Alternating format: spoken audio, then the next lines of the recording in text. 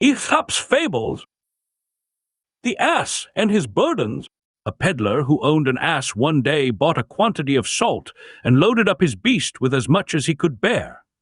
On the way home, the ass stumbled as he was crossing a stream and fell into the water. The salt got thoroughly wetted, and much of it melted and drained away, so that, when he got on his legs again, the ass found his load had become much less heavy. His master, however, drove him back to town and bought more salt, which he added to what remained in the panniers and started out again. No sooner had they reached a stream than the ass lay down in it and rose, as before, with a much lighter load. But his master detected the trick, and turning back once more, bought a large number of sponges and piled them on the back of the ass. When they came to the stream, the ass again lay down, but this time, as the sponges soaked up large quantities of water, he found, when he got up on his legs, that he had a bigger burden to carry than ever. You may play a good card once too often. The Wolf and the Shepherd. A wolf hung about near a flock of sheep for a long time, but made no attempt to molest them. The shepherd at first kept a sharp eye on him, for he naturally thought he meant mischief. But as time went by and the wolf showed no inclination to meddle with the flock, he began to look upon him more as a protector than as an enemy. And when one day some errand took him to the city, he felt no uneasiness at leaving the wolf with the sheep. But as soon as his back was turned, the wolf attacked them and killed the greater number. When the shepherd returned and saw the havoc he had wrought, he cried, "It serves me right for trusting my flock to a wolf." The Fox and the Grapes. A hungry fox saw some fine bunches of grapes hanging from a vine that was trained along a high trellis, and did his best to reach them by jumping as high as he could into the air. But it was all in vain, for they were just out of reach. So he gave up trying and walked away with an air of dignity and unconcern, remarking, "I thought those grapes were ripe, but I see now they are quite sour." The Goose that laid the golden eggs. A man and his wife had the good fortune to possess a goose, which laid a golden egg every day. Lucky though they were, they soon began to think they were not getting rich fast enough, and, imagining the bird must be made of gold inside, they decided to kill it in order to secure the whole store of precious metal at once. But when they cut it open, they found it was just like any other goose. Thus, they neither got rich all at once, as they had hoped, nor enjoyed any longer the daily addition to their wealth. Much wants more and loses all. The Cat and the Mice. There was once a house that was overrun with mice. A cat heard of this and said to herself, "That's the place for me." And off she went and took up her quarters in the house and caught the mice one by one and ate them. At last the mice could stand it no longer, and they determined to take to their holes and stay there. "That's awkward," said the cat to herself. "The only thing to do is to coax them out by a trick." So she considered a while, and then climbed up the wall and let herself hang down by her hind legs from a peg, and pretended to be dead. By and by a mouse peeped out and saw the cat hanging there. "Aha!" it cried, "You're very clever, madam, no doubt. But you may turn yourself into a bag of meal hanging there, if you like, yet you won't catch us coming anywhere near you. If you are wise, you won't be deceived by the innocent airs of those whom you have once found to be dangerous." The Mischievous Dog. There was once a dog who used to snap at people and bite them without any provocation, and who was a great nuisance to everyone who came to his master's house. So his master fastened a bell round his neck to warn people of his presence. The dog was very proud of the bell, and strutted about tinkling it with immense satisfaction. But an old dog came up to him and said, "The fewer airs you give yourself, the better, my friend. You don't think, do you, that your bell was given you as a reward of merit? On the contrary, it is a badge of disgrace. Notoriety is often mistaken for fame." The Charcoal Burner and the Fuller. There was once a charcoal burner who lived and worked by himself. A fuller, however, happened to come and settle in the same neighborhood, and the charcoal burner, having made his acquaintance and finding he was an agreeable sort of fellow, asked him if he would come and share his house. "We shall get to know one another better that way," he said, "and beside, our household expenses will be diminished." The fuller thanked him, but replied, "I couldn't think of it, sir. Why, everything I take such pains to white would be blackened in no time by your charcoal. The mice in council. Once upon a time, all the mice met together in council and discussed the best means of securing themselves against the attacks of the cat. After several suggestions had been debated, a mouse of some standing and experience got up and said, "I think I have hit upon a plan which will ensure our safety in the future, provided you approve and carry it out. It is that we should fasten a bell round the neck of our enemy, the cat, which will by its tinkling warn us of her approach." This proposal was warmly applauded, and it had been already decided to adopt it, when an old mouse got upon his feet and said, "I agree with you all that the plan before us is an admirable one. But may I ask, who is going to bell the cat?" "The bat and the weasels." A bat fell to the ground and was caught by a weasel and was just going to be killed and eaten when it begged to be let go. The weasel said he couldn't do that because he was an enemy of all birds on principle. "Oh, but," said the bat, "I'm not a bird at all. I'm a mouse." "So you are," said the weasel. "Now I come to look at you," and he let it go. Some time after this, the bat was caught in just the same way by another weasel, and as before begged for its life. "No," said the weasel, "I never let a mouse go by any chance." "But I'm not a mouse," said the bat, "I'm a bird." "Why, so you are," said the weasel, and he too let the bat go. "Look and see which way the wind blows before you commit yourself." The dog and the sow. A dog and a sow were arguing, and each claimed that its own young ones were finer than those of any other animal. "Well," said the sow at last, "mine can see at any rate when they come into the world, but yours are born blind." The fox and the crow. A crow was sitting on a branch of a tree with a piece of cheese in her beak when a fox observed her and set his wits to work to discover some way of getting the cheese. Coming and standing under the tree, he looked up and said, "What a noble bird I see above me! Her beauty is without equal, the hue of her plumage exquisite. If only her voice is as sweet as her looks are fair, she ought without doubt to be queen of the birds."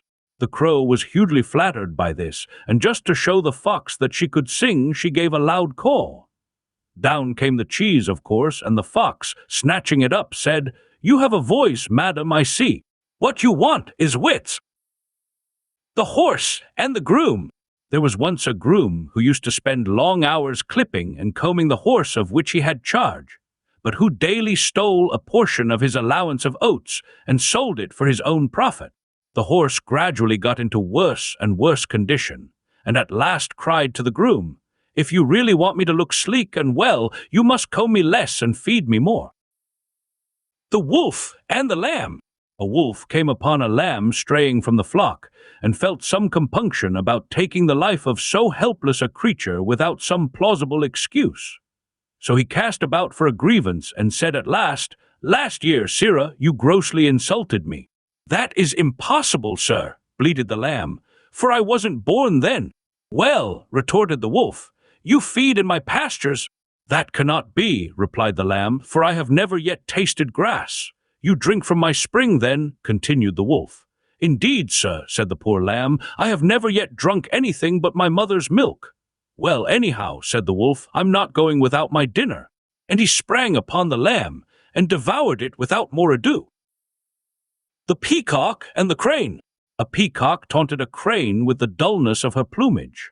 "Look at my brilliant colors," said she, "and see how much finer they are than your poor feathers." "I am not denying," replied the crane, "that yours are far gayer than mine, but when it comes to flying I can soar into the clouds, whereas you are confined to the earth like any dunghill cock." The cat and the birds. A cat heard that the birds in an aviary were ailing. So he got himself up as a doctor, and, taking with him a set of the instruments proper to his profession, presented himself at the door and inquired after the health of the birds. "We shall do very well," they replied, without letting him in, "when we've seen the last of you. A villain may disguise himself, but he will not deceive the wise." The spendthrift and the swallow. A spendthrift who had wasted his fortune and had nothing left but the clothes in which he stood saw a swallow one fine day in early spring. Thinking that summer had come and that he could now do without his coat, he went and sold it for what it would fetch. A change, however, took place in the weather, and there came a sharp frost which killed the unfortunate swallow. When the spendthrift saw its dead body, he cried, "Miserable bird! Thanks to you, I am perishing of cold myself. One swallow does not make summer." The old woman and the doctor.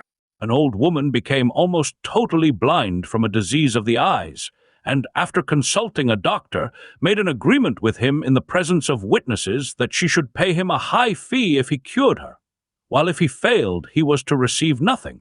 The doctor accordingly prescribed a course of treatment, and every time he paid her a visit, he took away with him some article out of the house, until at last, when he visited her for the last time and the cure was complete, there was nothing left. When the old woman saw that the house was empty, she refused to pay him his fee, and, after repeated refusals on her part, he sued her before the magistrates for payment of her debt. On being brought into court, she was ready with her defense. "The claimant," said she, "has stated the facts about our agreement correctly. I undertook to pay him a fee if he cured me, and he, on his part, promised to charge nothing if he failed. Now he says I am cured, but I say that I am blinder than ever, and I can prove what I say. When my eyes were bad, I could at any rate see well enough to be aware that my house contained a certain amount of furniture and other things. But now, when according to him I am cured, I am entirely unable to see anything there at all." The moon and her mother. The moon once begged her mother to make her a gown. "How can I?" replied she. "There's no fitting your figure. At one time you're a new moon, and at another you're a full moon, and between whiles you're neither one nor the other." Mercury and the woodman. A woodman was felling a tree on the bank of a river, when his axe, glancing off the trunk, flew out of his hands and fell into the water. As he stood by the water's edge lamenting his loss, Mercury appeared and asked him the reason for his grief. And on learning what had happened, out of pity for his distress, he dived into the river and, bringing up a golden axe, asked him if that was the one he had lost. The woodman replied that it was not, and Mercury then dived a second time, and, bringing up a silver axe, asked if that was his. "No, that is not mine either," said the woodman. Once more Mercury dived into the river and brought up the missing axe. The woodman was overjoyed at recovering his property, and thanked his benefactor warmly. And the latter was so pleased with his honesty that he made him a present of the other 2 axes. When the woodman told the story to his companions, one of these was filled with envy of his good fortune and determined to try his luck for himself. So he went and began to fell a tree at the edge of the river, and presently contrived to let his axe drop into the water. Mercury appeared as before, and on learning that his axe had fallen in, he dived and brought up a golden axe, as he had done on the previous occasion. Without waiting to be asked whether it was his or not, the fellow cried, "That's mine, that's mine," and stretched out his hand eagerly for the prize. But Mercury was so disgusted at his dishonesty that he not only declined to give him the golden axe, but also refused to recover for him the one he had let fall into the stream. Honesty is the best policy. The ass, the fox, and the lion. An ass and a fox went into partnership and sallied out to forage for food together.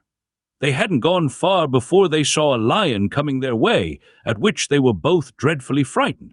But the fox thought he saw a way of saving his own skin, and went boldly up to the lion and whispered in his ear, "I'll manage that you shall get hold of the ass without the trouble of stalking him if you'll promise to let me go free." The lion agreed to this, and the fox then rejoined his companion and contrived before long to lead him by a hidden pit, which some hunter had dug as a trap for wild animals, and into which he fell. When the lion saw that the ass was safely caught and couldn't get away, it was to the fox that he first turned his attention, and he soon finished him off, and then at his leisure proceeded to feast upon the ass. Betray a friend, and you'll often find you have ruined yourself. The lion and the mouse. A lion asleep in his lair was waked up by a mouse running over his face. Losing his temper, he seized it with his paw and was about to kill it. The mouse, terrified, piteously entreated him to spare its life. "Please let me go," it cried, "and one day I will repay you for your kindness." The idea of so insignificant a creature ever being able to do anything for him amused the lion so much that he laughed aloud and good-humoredly let it go. But the mouse's chance came, after all. One day the lion got entangled in a net which had been spread for game by some hunters, and the mouse heard and recognized his roars of anger and ran to the spot. Without more ado, it set to work to gnaw the ropes with its teeth, and succeeded before long in setting the lion free. "There," said the mouse, "you laughed at me when I promised I would repay you. But now you see, even a mouse can help a lion." The crow and the pitcher. A thirsty crow found a pitcher with some water in it, but so little was there that, try as she might, she could not reach it with her beak, and it seemed as though she would die of thirst within sight of the remedy. At last she hit upon a clever plan. She began dropping pebbles into the pitcher, and with each pebble the water rose a little higher until at last it reached the brim, and the knowing bird was enabled to quench her thirst. Necessity is the mother of invention. The boys and the frogs.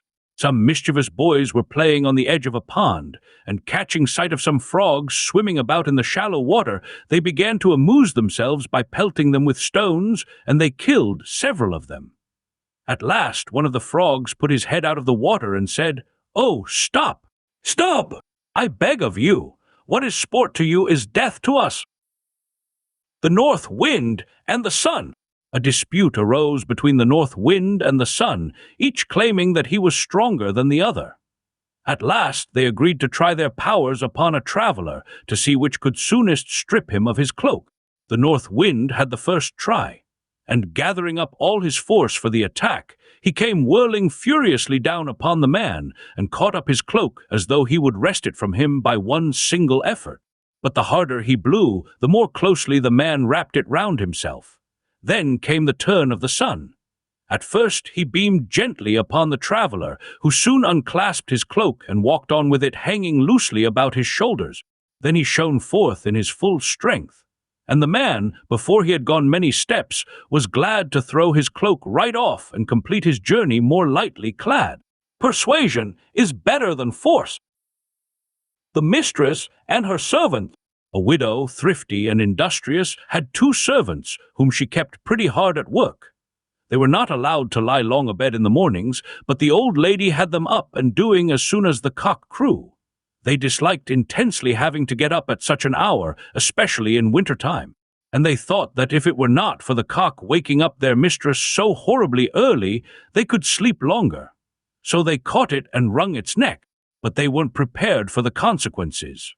For what happened was that their mistress, not hearing the cock crow as usual, waked them up earlier than ever and set them to work in the middle of the night. The goods and the ills. There was a time in the youth of the world when goods and ills entered equally into the concerns of men, so that the goods did not prevail to make them altogether blessed, nor the ills to make them wholly miserable. But owing to the foolishness of mankind, the ills multiplied greatly in number and increased in strength, until it seemed as though they would deprive the goods of all share in human affairs and banish them from the earth.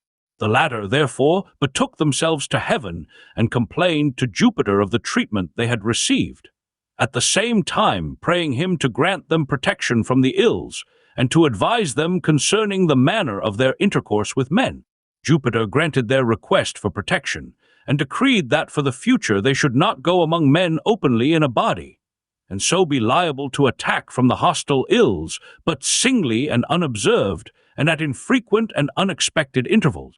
Hence it is that the earth is full of ills, for they come and go as they please and are never far away, while goods, alas, come one by one only, and have to travel all the way from heaven, so that they are very seldom seen. The hares and the frogs. The hares once gathered together and lamented the unhappiness of their lot, exposed as they were to dangers on all sides and lacking the strength and the courage to hold their own. Men, dogs, birds, and beasts of prey were all their enemies, and killed and devoured them daily. And sooner than endure such persecution any longer, they one and all determined to end their miserable lives. Thus resolved and desperate, they rushed in a body towards a neighboring pool, intending to drown themselves. On the bank were sitting a number of frogs, who, when they heard the noise of the hares as they ran, with one accord leaped into the water and hid themselves in the depths. Then one of the older hares, who was wiser than the rest, cried out to his companions, "Stop, my friends, take heart. Don't let us destroy ourselves after all. See, here are creatures who are afraid of us, and who must, therefore, be still more timid than ourselves." The Fox and the Stork. A fox invited a stork to dinner, at which the only fare provided was a large flat dish of soup. The fox lapped it up with great relish, but the stork with her long bill tried in vain to partake of the savory broth.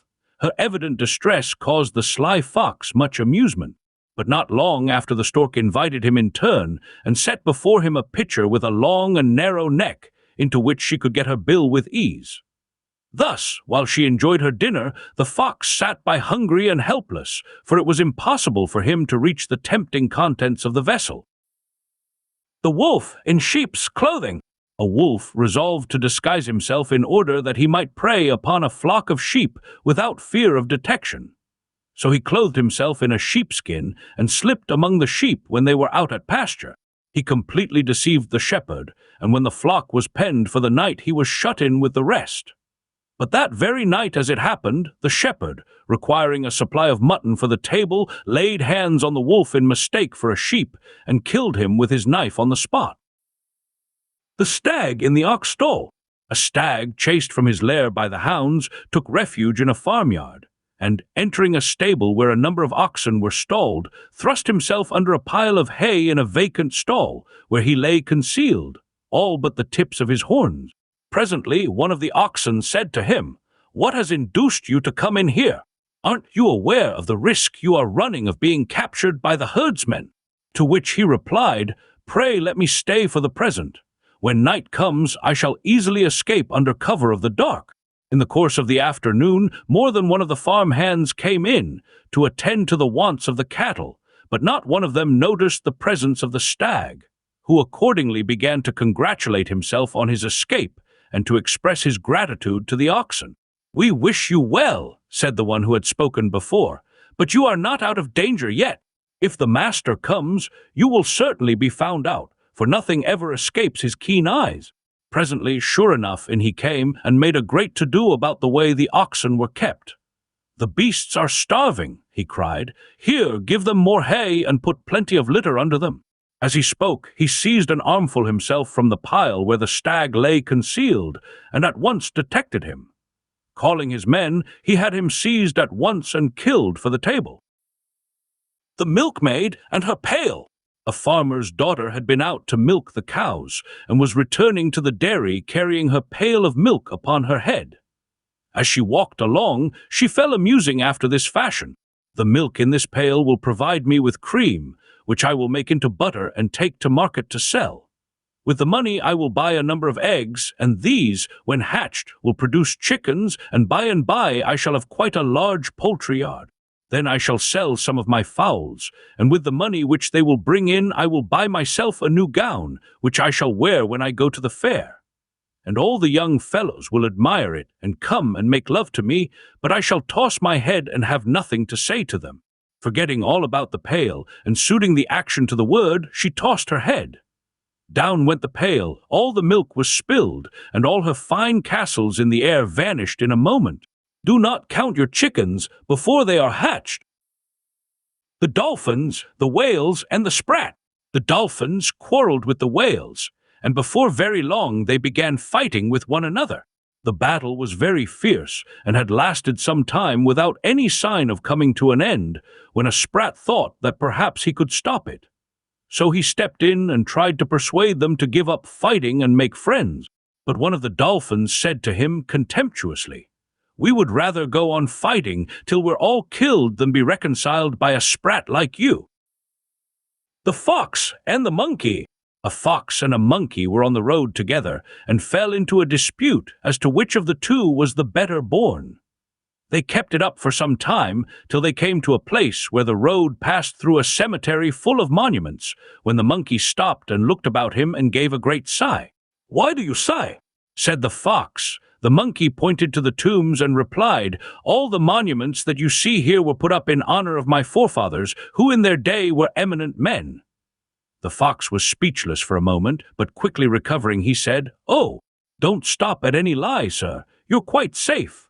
I'm sure none of your ancestors will rise up and expose you. Boasters brag most when they cannot be detected." The Ass and the Lapdog. There was once a man who had an ass and a lapdog. The ass was housed in the stable with plenty of oats and hay to eat, and was as well off as an ass could be. The little dog was made a great pet of by his master, who fondled him and often let him lie in his lap. And if he went out to dinner, he would bring back a titbit or two to give him when he ran to meet him on his return. The ass had, it is true, a good deal of work to do, carting or grinding the corn or carrying the burdens of the farm, and ere long he became very jealous, contrasting his own life of labor with the ease and idleness of the lapdog. At last one day he broke his halter, and frisking into the house just as his master sat down to dinner, he pranced and capered about, mimicking the frolics of the little favorite, upsetting the table and smashing the crockery with his clumsy efforts. Not content with that, he even tried to jump on his master's lap, as he had so often seen the dog allowed to do. At that the servants, seeing the danger their master was in, belabored the silly ass with sticks and cudgels, and drove him back to his stable half dead with his beating. "Alas!" he cried, "all this I have brought on myself. Why could I not be satisfied with my natural and honorable position, without wishing to imitate the ridiculous antics of that useless little lapdog?" The Fir Tree and the Bramble.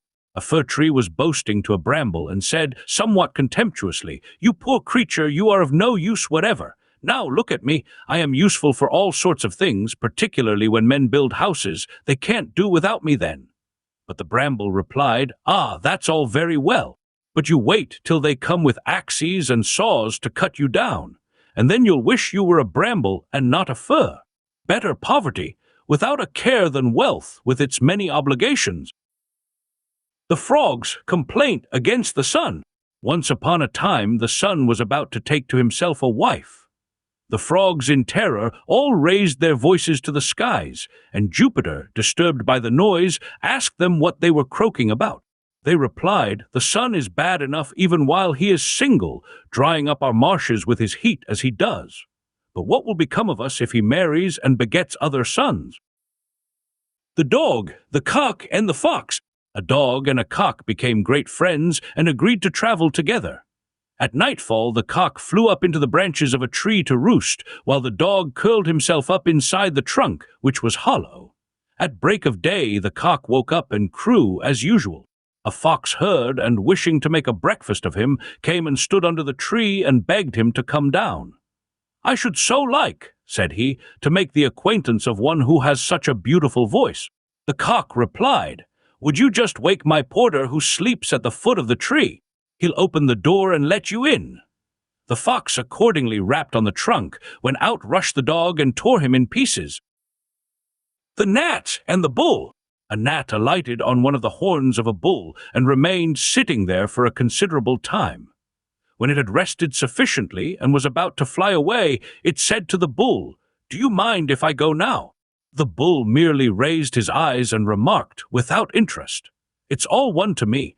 I didn't notice when you came, and I shan't know when you go away. We may often be of more consequence in our own eyes than in the eyes of our neighbors." The Bear and the Travelers. Two travelers were on the road together when a bear suddenly appeared on the scene. Before he observed them, one made for a tree at the side of the road and climbed up into the branches and hid there. The other was not so nimble as his companion, and, as he could not escape, he threw himself on the ground and pretended to be dead. The bear came up and sniffed all round him, but he kept perfectly still and held his breath, for they say that a bear will not touch a dead body. The bear took him for a corpse and went away. When the coast was clear, the traveler in the tree came down and asked the other what it was the bear had whispered to him when he put his mouth to his ear. The other replied, "He told me never again to travel with a friend who deserts you at the first sign of danger. Misfortune tests the sincerity of friendship." The Slave and the Lion. A slave ran away from his master, by whom he had been most cruelly treated, and in order to avoid capture, betook himself into the desert. As he wandered about in search of food and shelter, he came to a cave, which he entered and found to be unoccupied. Really, however, it was a lion's den, and almost immediately, to the horror of the wretched fugitive, the lion himself appeared. The man gave himself up for lost, but to his utter astonishment, the lion, instead of springing upon him and devouring him, came and fawned upon him, at the same time whining and lifting up his paw. Observing it to be much swollen and inflamed, he examined it and found a large thorn embedded in the ball of the foot. He accordingly removed it and dressed the wound as well as he could, and in course of time it healed up completely. The lion's gratitude was unbounded. He looked upon the man as his friend, and they shared the cave for some time together. A day came, however, when the slave began to long for the society of his fellow-men, and he bade farewell to the lion and returned to the town. Here he was presently recognized and carried off in chains to his former master, who resolved to make an example of him, and ordered that he should be thrown to the beasts at the next public spectacle in the theater. On the fatal day the beasts were loosed into the arena, and among the rest a lion of huge bulk and ferocious aspect. And then the wretched slave was cast in among them. What was the amazement of the spectators, when the lion, after one glance, bounded up to him and lay down at his feet with every expression of affection and delight. It was his old friend of the cave. The audience clamored that the slave's life should be spared, and the governor of the town, marveling at such gratitude and fidelity in a beast, decreed that both should receive their liberty. The Flea and the Man. A flea bit a man and bit him again, and again, till he could stand it no longer, but made a thorough search for it, and at last succeeded in catching it. Holding it between his finger and thumb, he said, or rather shouted, so angry was he, "Who are you, pray, you wretched little creature, that you make so free with my person?" The flea, terrified, whimpered in a weak little voice, "Oh, sir, pray let me go, don't kill me. I am such a little thing that I can't do you much harm." But the man laughed and said, "I am going to kill you now at once. Whatever is bad has got to be destroyed, no matter how slight the harm it does. Do not waste your pity on a scamp." The Bee and Jupiter. A queen bee from Hymettus flew up to Olympus with some fresh honey from the hive as a present to Jupiter, who was so pleased with the gift that he promised to give her anything she liked to ask for. She said she would be very grateful if he would give stings to the bees, to kill people who robbed them of their honey. Jupiter was greatly displeased with this request, for he loved mankind, but he had given his word, so he said that stings they should have. The stings he gave them, however, were of such a kind that whenever a bee stings a man, the sting is left in the wound and the bee dies. Evil wishes, like fowls, come home to roost. The Oak and the Reeds. An oak that grew on the bank of a river was uprooted by a severe gale of wind and thrown across the stream. It fell among some reeds growing by the water and said to them, "How is it that you, who are so frail and slender, have managed to weather the storm, whereas I, with all my strength, have been torn up by the roots and hurled into the river?" "You were stubborn," came the reply, "and fought against the storm, which proved stronger than you. But we bow and yield to every breeze, and thus the gale passed harmlessly over our heads." The Blind Man and the Cub. There was once a blind man who had so fine a sense of touch that when any animal was put into his hands, he could tell what it was merely by the feel of it. One day the cub of a wolf was put into his hands, and he was asked what it was. He felt it for some time, and then said, "Indeed, I am not sure whether it is a wolf's cub or a fox's, but this I know, it would never do to trust it in a sheepfold. Evil tendencies are early shown." The Boy and the Snails. A farmer's boy went looking for snails, and when he had picked up both his hands full, he set about making a fire at which to roast them, for he meant to eat them. When it got well alight, and the snails began to feel the heat, they gradually withdrew more and more into their shells, with the hissing noise they always make when they do so. When the boy heard it, he said, "You abandoned creatures, how can you find heart to whistle when your houses are burning? The apes and the two travelers. Two men were traveling together, one of whom never spoke the truth, whereas the other never told a lie. And they came in the course of their travels to the land of apes. The king of the apes, hearing of their arrival, ordered them to be brought before him. And by way of impressing them with his magnificence, he received them sitting on a throne, while the apes, his subjects, were ranged in long rows on either side of him. When the travelers came into his presence, he asked them what they thought of him as a king. The lying traveler said, "Sire, everyone must see that you are a most noble and mighty monarch." "And what do you think of my subjects?" continued the king.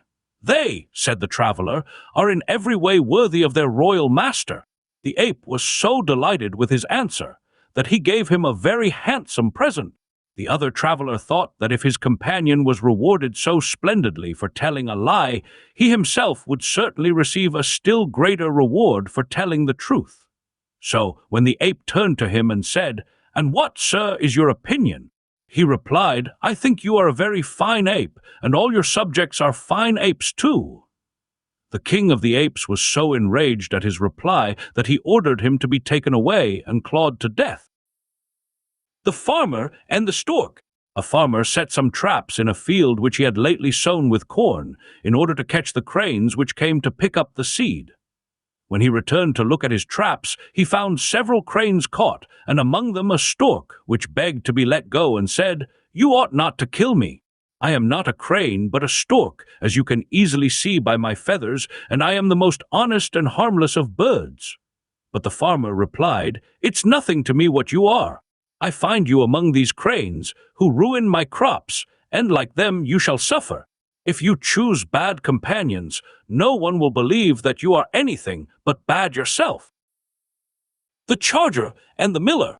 A horse who had been used to carry his rider into battle felt himself growing old and chose to work in a mill instead. He now no longer found himself stepping out proudly to the beating of the drums, but was compelled to slave away all day grinding the corn. Bewailing his hard lot, he said one day to the miller, "Ah me! I was once a splendid war horse, gaily caparisoned, and attended by a groom whose sole duty was to see to my wants. How different is my present condition! I wish I had never given up the battlefield for the mill." The miller replied with asperity, "It's no use your regretting the past. Fortune has many ups and downs, you must just take them as they come." The grasshopper and the owl. An owl who lived in a hollow tree was in the habit of feeding by night and sleeping by day. But her slumbers were greatly disturbed by the chirping of a grasshopper who had taken up his abode in the branches. She begged him repeatedly to have some consideration for her comfort, but the grasshopper, if anything, only chirped the louder. At last the owl could stand it no longer, but determined to rid herself of the pest by means of a trick. Addressing herself to the grasshopper, she said in her pleasantest manner, "As I cannot sleep for your song, which, believe me, is as sweet as the notes of Apollo's lyre, I have a mind to taste some nectar which Minerva gave me the other day. Won't you come in and join me?" The grasshopper was flattered by the praise of his song, and his mouth, too, watered at the mention of the delicious drink, so he said he would be delighted. No sooner had he got inside the hollow where the owl was sitting than she pounced upon him and ate him up. The grasshopper and the ants. One fine day in winter, some ants were busy drying their store of corn, which had got rather damp during a long spell of rain. Presently up came a grasshopper and begged them to spare her a few grains, "For," she said, "I'm simply starving." The ants stopped work for a moment, though this was against their principles. "May we ask," said they, "what you were doing with yourself all last summer? Why didn't you collect a store of food for the winter?" "The fact is," replied the grasshopper, "I was so busy singing that I hadn't the time." "If you spent the summer singing," replied the ants, "you can't do better than spend the winter dancing." And they chuckled and went on with their work. The farmer and the viper. One winter, a farmer found a viper frozen and numb with cold, and out of pity picked it up and placed it in his bosom. The viper was no sooner revived by the warmth than it turned upon its benefactor and inflicted a fatal bite upon him. And as the poor man lay dying, he cried, "I have only got what I deserved, for taking compassion on so villainous a creature. Kindness is thrown away upon the evil. The two frogs. 2 frogs were neighbors. One lived in a marsh where there was plenty of water, which frogs love. The other in a lane some distance away, where all the water to be had was that which lay in the ruts after rain. The marsh frog warned his friend and pressed him to come and live with him in the marsh, for he would find his quarters there far more comfortable, and, what was still more important, more safe. But the other refused, saying that he could not bring himself to move from a place to which he had become accustomed. A few days afterwards, a heavy wagon came down the lane, and he was crushed to death under the wheels. The cobbler turned doctor. A very unskillful cobbler, finding himself unable to make a living at his trade, gave up mending boots and took to doctoring instead. He gave out that he had the secret of a universal antidote against all poisons and acquired no small reputation, thanks to his talent for puffing himself. One day, however, he fell very ill, and the king of the country bethought him that he would test the value of his remedy. Calling, therefore, for a cup, he poured out a dose of the antidote, and under pretense of mixing poison with it, added a little water and commanded him to drink it. Terrified by the fear of being poisoned, the cobbler confessed that he knew nothing about medicine, and that his antidote was worthless. Then the king summoned his subjects and addressed them as follows: "What folly could be greater than yours? Here is this cobbler to whom no one will send his boots to be mended, and yet you have not hesitated to entrust him with your lives." The ass, the cock, and the lion. An ass and a cock were in a cattle pen together. Presently a lion, who had been starving for days, came along and was just about to fall upon the ass and make a meal of him when the cock, rising to his full height and flapping his wings vigorously, uttered a tremendous crow. Now, if there is one thing that frightens a lion, it is the crowing of a cock, and this one had no sooner heard the noise than he fled. The ass was mightily elated at this, and thought that, if the lion couldn't face a cock, he would be still less likely to stand up to an ass. So he ran out and pursued him. But when the two had got well out of sight and hearing of the cock, the lion suddenly turned upon the ass and ate him up. False confidence often leads to disaster. The belly and the members. The members of the body once rebelled against the belly. "You," they said to the belly, "live in luxury and sloth, and never do a stroke of work, while we not only have to do all the hard work there is to be done, but are actually your slaves and have to minister to all your wants. Now we will do so no longer, and you can shift for yourself for the future." They were as good as their word and left the belly to starve. The result was just what might have been expected. The whole body soon began to fail, and the members and all shared in the general collapse. And then they saw too late how foolish they had been. The bald man and the fly.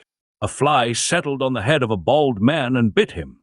In his eagerness to kill it, he hit himself a smart slap. But the fly escaped and said to him in derision, "You tried to kill me for just one little bite. What will you do to yourself now, for the heavy smack you have just given yourself?" "Oh, for that blow I bear no grudge," he replied, "for I never intended myself any harm. But as for you, you contemptible insect, who live by sucking human blood, I'd have borne a good deal more than that for the satisfaction of dashing the life out of you." The ass and the wolf. An ass was feeding in a meadow, and, catching sight of his enemy the wolf in the distance, pretended to be very lame and hobbled painfully along. When the wolf came up, he asked the ass how he came to be so lame, and the ass replied that in going through a hedge he had trodden on a thorn, and he begged the wolf to pull it out with his teeth. "In case," he said, "when you eat me, it should stick in your throat and hurt you very much." The wolf said he would, and told the ass to lift up his foot, and gave his whole mind to getting out the thorn. But the ass suddenly let out with his heels, and fetched the wolf a fearful kick in the mouth, breaking his teeth, and then he galloped off at full speed. As soon as he could speak, the wolf growled to himself, "It serves me right. My father taught me to kill, and I ought to have stuck to that trade instead of attempting to cure." The monkey and the camel. At a gathering of all the beasts, the monkey gave an exhibition of dancing and entertained the company vastly. There was great applause at the finish, which excited the envy of the camel and made him desire to win the favor of the assembly by the same means. So he got up from his place and began dancing, but he cut such a ridiculous figure as he plunged about, and made such a grotesque exhibition of his ungainly person, that the beasts all fell upon him with ridicule and drove him away. The sick man and the doctor. A sick man received a visit from his doctor, who asked him how he was. "Fairly well, doctor," said he, "but I find I sweat a great deal." "Ah," said the doctor, "that's a good sign." On his next visit, he asked the same question, and his patient replied, "I'm much as usual, but I've taken to having shivering fits, which leave me cold all over." "Ah," said the doctor, "that's a good sign too." When he came the third time and inquired as before about his patient's health, the sick man said that he felt very feverish. "A very good sign," said the doctor. "You are doing very nicely indeed." Afterwards a friend came to see the invalid, and on asking him how he did, received this reply: "My dear friend, I'm dying of good signs." The travelers and the plane tree. 2 travelers were walking along a bare and dusty road in the heat of a summer's day. Coming presently to a plane tree, they joyfully turned aside to shelter from the burning rays of the sun in the deep shade of its spreading branches. As they rested, looking up into the tree, one of them remarked to his companion, "What a useless tree the plane is! It bears no fruit and is of no service to man at all." The plane tree interrupted him with indignation. "You ungrateful creature!" it cried. "You come and take shelter under me from the scorching sun, and then, in the very act of enjoying the cool shade of my foliage, you abuse me and call me good for nothing. Many a service is met with ingratitude." The flea and the ox. A flea once said to an ox, "How comes it that a big, strong fellow like you is content to serve mankind and do all their hard work for them, while I, who am no bigger than you see, live on their bodies and drink my fill of their blood, and never do a stroke for it all?" To which the ox replied, "Men are very kind to me, and so I am grateful to them. They feed and house me well, and every now and then they show their fondness for me by patting me on the head and neck." "They'd pat me too," said the flea, "if I let them. But I take good care they don't, or there would be nothing left of me." The birds, the beasts, and the bat. The birds were at war with the beasts, and many battles were fought with varying success on either side. The bat did not throw in his lot definitely with either party, but when things went well for the birds he was found fighting in their ranks. When, on the other hand, the beasts got the upper hand, he was to be found among the beasts. No one paid any attention to him while the war lasted, but when it was over and peace was restored, neither the birds nor the beasts would have anything to do with so double-faced a traitor, and so he remains to this day a solitary outcast from both. The man and his 2 sweethearts.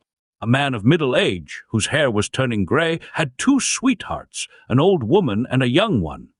The elder of the 2 didn't like having a lover who looked so much younger than herself. So, whenever he came to see her, she used to pull the dark hairs out of his head to make him look old. The younger, on the other hand, didn't like him to look so much older than herself, and took every opportunity of pulling out the gray hairs to make him look young. Between them, they left not a hair in his head, and he became perfectly bald. The eagle, the jackdaw, and the shepherd. One day a jackdaw saw an eagle swoop down on a lamb and carry it off in its talons. "My word," said the jackdaw, "I'll do that myself." So it flew high up into the air, and then came shooting down with a great whirring of wings onto the back of a big ram. It had no sooner alighted than its claws got caught fast in the wool, and nothing it could do was of any use. There it stuck, flapping away, and only making things worse instead of better. By and by up came the shepherd. "Oh ho," he said, "so that's what you'd be doing, is it?" And he took the jackdaw and clipped its wings and carried it home to his children. It looked so odd that they didn't know what to make of it. "What sort of bird is it, father?" they asked. "It's a jackdaw," he replied, "and nothing but a jackdaw, but it wants to be taken for an eagle. If you attempt what is beyond your power, your trouble will be wasted, and you court not only misfortune but ridicule." The wolf and the boy. A wolf, who had just enjoyed a good meal and was in a playful mood, caught sight of a boy lying flat upon the ground, and realizing that he was trying to hide and that it was fear of himself that made him do this, he went up to him and said, "Aha, I've found you, you see. But if you can say 3 things to me, the truth of which cannot be disputed, I will spare your life." The boy plucked up courage and thought for a moment, and then he said, "First, it is a pity you saw me. Secondly, I was a fool to let myself be seen. And thirdly, we all hate wolves because they are always making unprovoked attacks upon our flocks." The wolf replied, "Well, what you say is true enough from your point of view, so you may go." The miller, his son, and their ass. A miller, accompanied by his young son, was driving his ass to market in hopes of finding a purchaser for him. On the road they met a troop of girls, laughing and talking, who exclaimed, "Did you ever see such a pair of fools? To be trudging along the dusty road when they might be riding." The miller thought there was sense in what they said, so he made his son mount the ass and himself walked at the side. Presently they met some of his old cronies, who greeted them and said, "You'll spoil that son of yours, letting him ride while you toil along on foot. Make him walk, young lazybones. It'll do him all the good in the world." The miller followed their advice and took his son's place on the back of the ass while the boy trudged along behind. They had not gone far when they overtook a party of women and children, and the miller heard them say, "What a selfish old man! He himself rides in comfort, but lets his poor little boy follow as best he can on his own legs." So he made his son get up behind him. Further along the road they met some travelers, who asked the miller whether the ass he was riding was his own property or a beast hired for the occasion. He replied that it was his own, and that he was taking it to market to sell. "Good heavens," said they, "with a load like that the poor beast will be so exhausted by the time he gets there that no one will look at him. Why, you'd do better to carry him." "Anything to please you," said the old man. "We can but try." So they got off, tied the ass's legs together with a rope and slung him on a pole, and at last reached the town, carrying him between them. This was so absurd a sight that the people ran out in crowds to laugh at it, and chaffed the father and son unmercifully, some even calling them lunatics. They had then got to a bridge over the river, where the ass, frightened by the noise and his unusual situation, kicked and struggled till he broke the ropes that bound him, and fell into the water and was drowned. Whereupon the unfortunate miller, vexed and ashamed, made the best of his way home again, convinced that in trying to please all he had pleased none, and had lost his ass into the bargain. The stag and the vine. A stag, pursued by the huntsmen, concealed himself under cover of a thick vine. They lost track of him and passed by his hiding place without being aware that he was anywhere near. Supposing all danger to be over, he presently began to browse on the leaves of the vine. The movement drew the attention of the returning huntsmen, and one of them, supposing some animal to be hidden there, shot an arrow at a venture into the foliage. The unlucky stag was pierced to the heart, and, as he expired, he said, "I deserve my fate for my treachery in feeding upon the leaves of my protector. Ingratitude sometimes brings its own punishment." The lamb chased by a wolf. A wolf was chasing a lamb which took refuge in a temple. The wolf urged it to come out of the precincts and said, "If you don't, the priest is sure to catch you and offer you up in sacrifice on the altar." To which the lamb replied, "Thanks, I think I'll stay where I am. I'd rather be sacrificed any day than be eaten up by a wolf." The archer and the lion. An archer went up into the hills to get some sport with his bow, and all the animals fled at the sight of him with the exception of the lion, who stayed behind and challenged him to fight. But he shot an arrow at the lion and hit him and said, "There, you see what my messenger can do. Just you wait a moment and I'll tackle you myself." The lion, however, when he felt the sting of the arrow, ran away as fast as his legs could carry him. A fox, who had seen it all happen, said to the lion, "Come, don't be a coward. Why don't you stay and show fight?" But the lion replied, "You won't get me to stay, not you. Why, when he sends a messenger like that before him, he must himself be a terrible fellow to deal with. Give a wide berth to those who can do damage at a distance." The wolf and the goat. A wolf caught sight of a goat browsing above him on the scanty herbage that grew on the top of a steep rock, and being unable to get at her, tried to induce her to come lower down. "You are risking your life up there, madam, indeed you are," he called out. "Pray take my advice and come down here, where you will find plenty of better food." The goat turned a knowing eye upon him. "It's little you care whether I get good grass or bad," said she. "What you want is to eat me."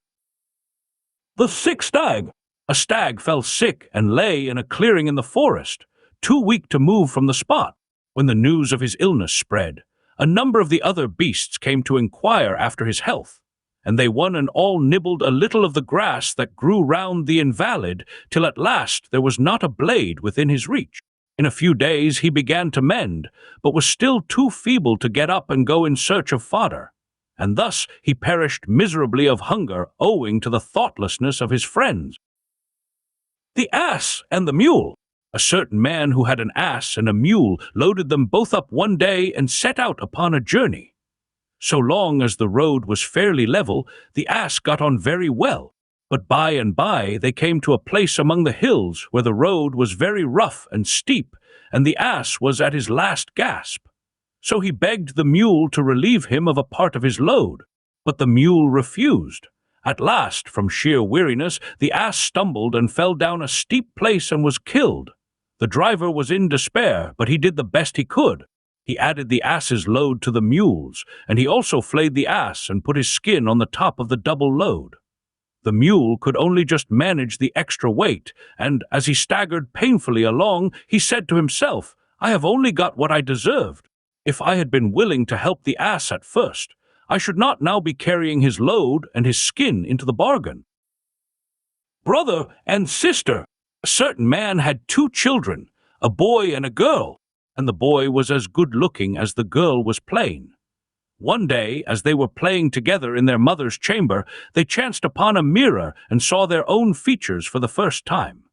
The boy saw what a handsome fellow he was and began to boast to his sister about his good looks. She, on her part, was ready to cry with vexation when she was aware of her plainness, and took his remarks as an insult to herself. Running to her father, she told him of her brother's conceit and accused him of meddling with his mother's things.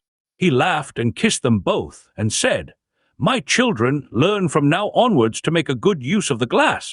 You, my boy, strive to be as good as it shows you to be handsome.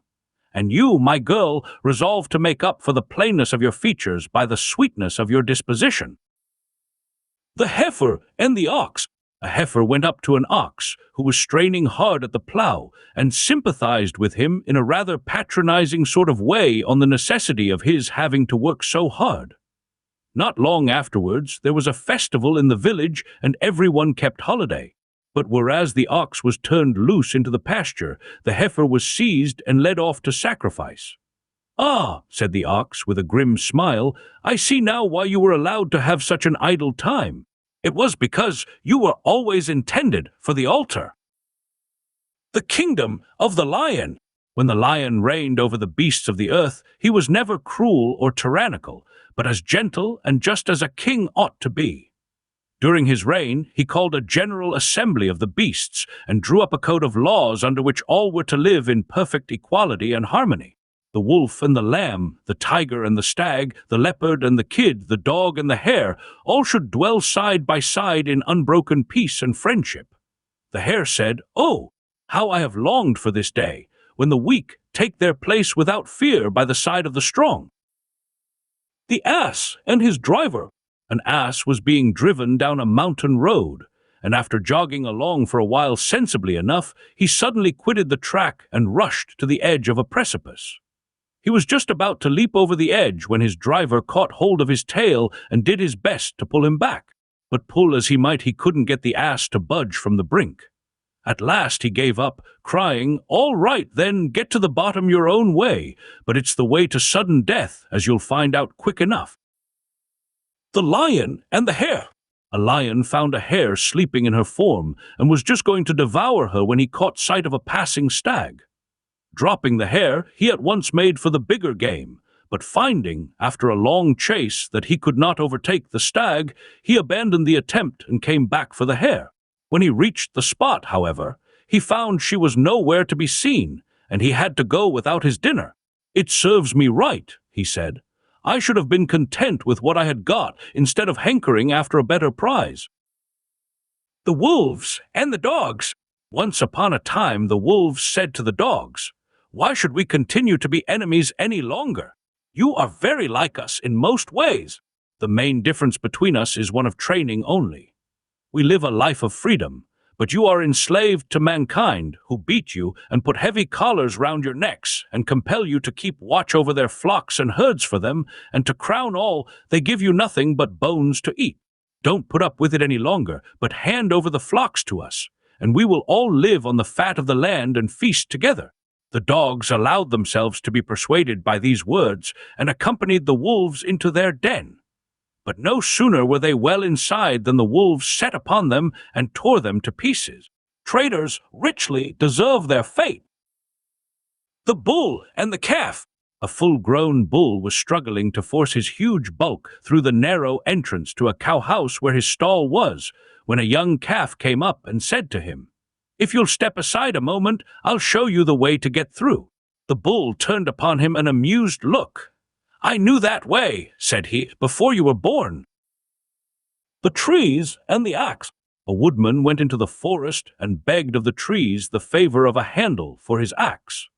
The principal trees at once agreed to so modest a request, and unhesitatingly gave him a young ash sapling, out of which he fashioned the handle he desired. No sooner had he done so than he set to work to fell the noblest trees in the wood. When they saw the use to which he was putting their gift, they cried, "Alas! Alas! We are undone, but we are ourselves to blame. The little we gave has cost us all. Had we not sacrificed the rights of the ash, we might ourselves have stood for ages." The astronomer. There was once an astronomer whose habit it was to go out at night and observe the stars. One night, as he was walking about outside the town gates, gazing up absorbed into the sky and not looking where he was going, he fell into a dry well. As he lay there groaning, someone passing by heard him, and, coming to the edge of the well, looked down and, on learning what had happened, said, "If you really mean to say that you were looking so hard at the sky that you didn't even see where your feet were carrying you along the ground, it appears to me that you deserve all you've got." The laborer and the snake. A laborer's little son was bitten by a snake and died of the wound. The father was beside himself with grief, and in his anger against the snake, he caught up an axe and went and stood close to the snake's hole and watched for a chance of killing it.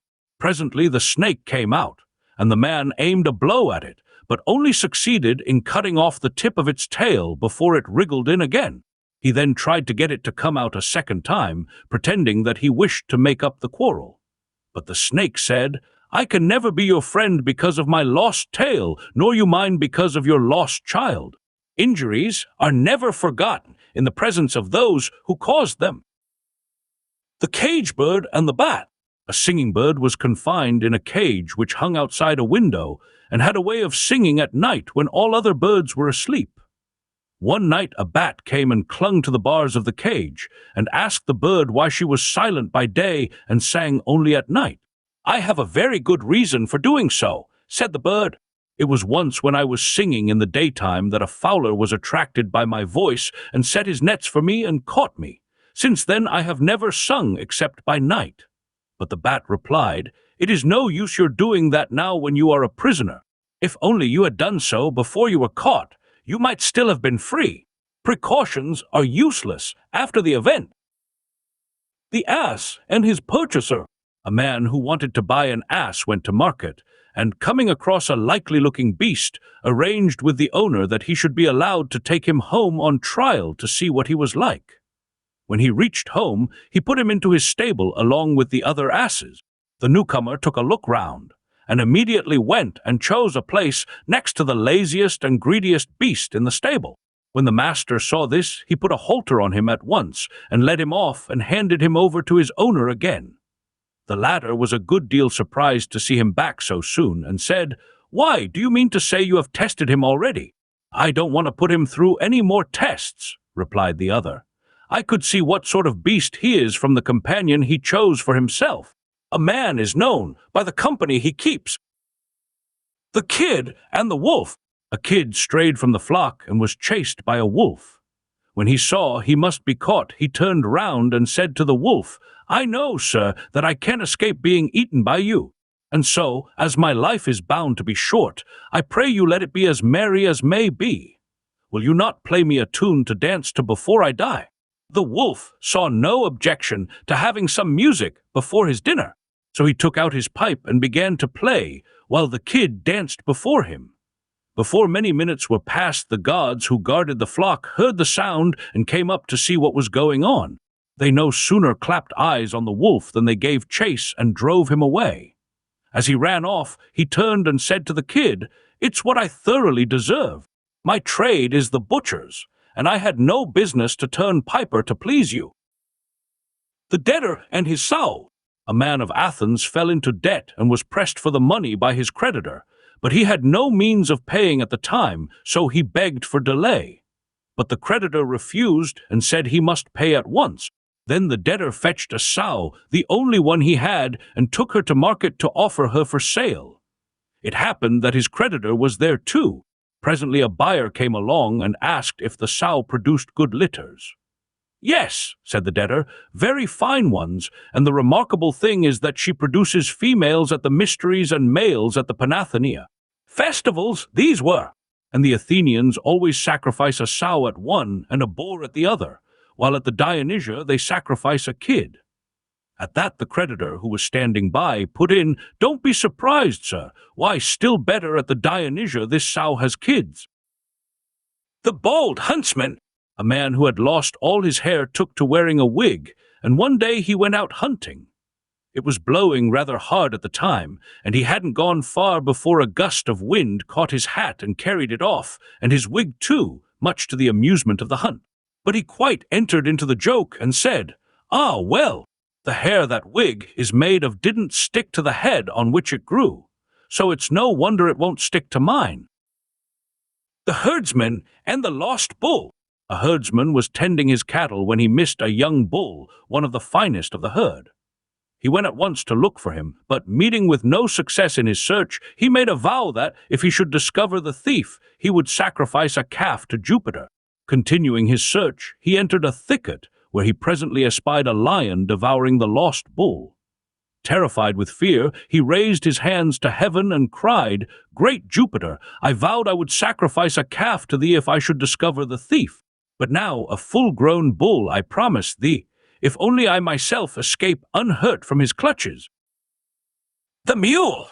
One morning a mule, who had too much to eat and too little to do, began to think himself a very fine fellow indeed, and frisked about, saying, "My father was undoubtedly a high-spirited horse, and I take after him entirely."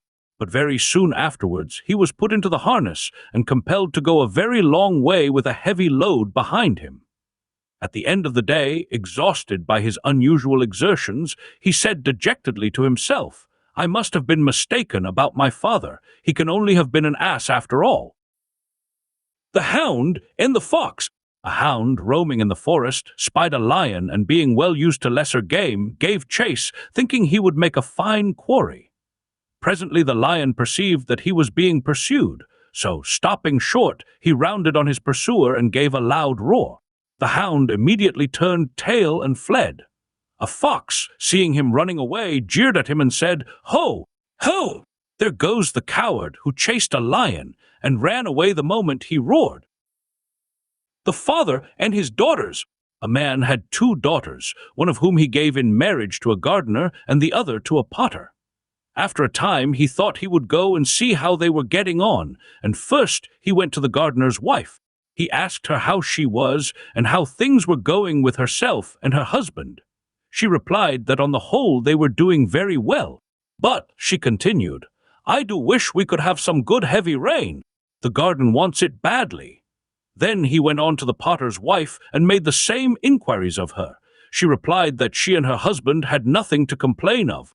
"But," she went on, "I do wish we could have some nice dry weather to dry the pottery."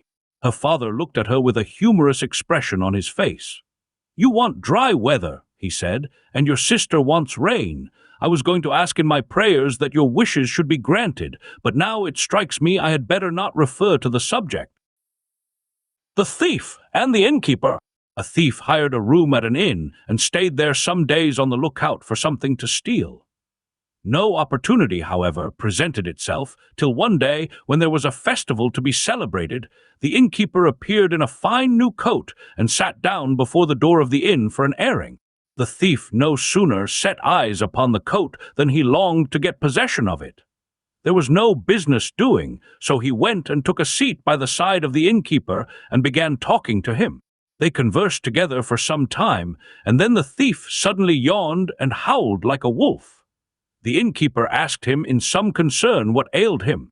The thief replied, "I will tell you about myself, sir, but first I must beg you to take charge of my clothes for me, for I intend to leave them with you. Why I have these fits of yawning I cannot tell. Maybe they are sent as a punishment for my misdeeds. But whatever the reason, the facts are that when I have yawned 3 times I become a ravening wolf and fly at men's throats." As he finished speaking, he yawned a second time and howled again as before. The innkeeper, believing every word he said, and terrified at the prospect of being confronted with a wolf, got up hastily and started to run indoors. But the thief caught him by the coat and tried to stop him, crying, "Stay, sir, stay, and take charge of my clothes, or else I shall never see them again." As he spoke, he opened his mouth and began to yawn for the 3rd time. The innkeeper, mad with the fear of being eaten by a wolf, slipped out of his coat, which remained in the other's hands, and bolted into the inn and locked the door behind him, and the thief then quietly stole off with his spoil. The Packass and the Wild Ass. A wild ass, who was wandering idly about, one day came upon a packass lying at full length in a sunny spot and thoroughly enjoying himself.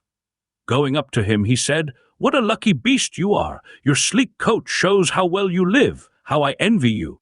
Not long after, the wild ass saw his acquaintance again, but this time he was carrying a heavy load, and his driver was following behind and beating him with a thick stick. "Ah, my friend," said the wild ass, "I don't envy you any more, for I see you pay dear for your comforts. Advantages that are dearly bought are doubtful blessings."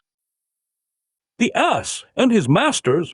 A gardener had an ass which had a very hard time of it, what with scanty food, heavy loads, and constant beating. The ass therefore begged Jupiter to take him away from the gardener and hand him over to another master.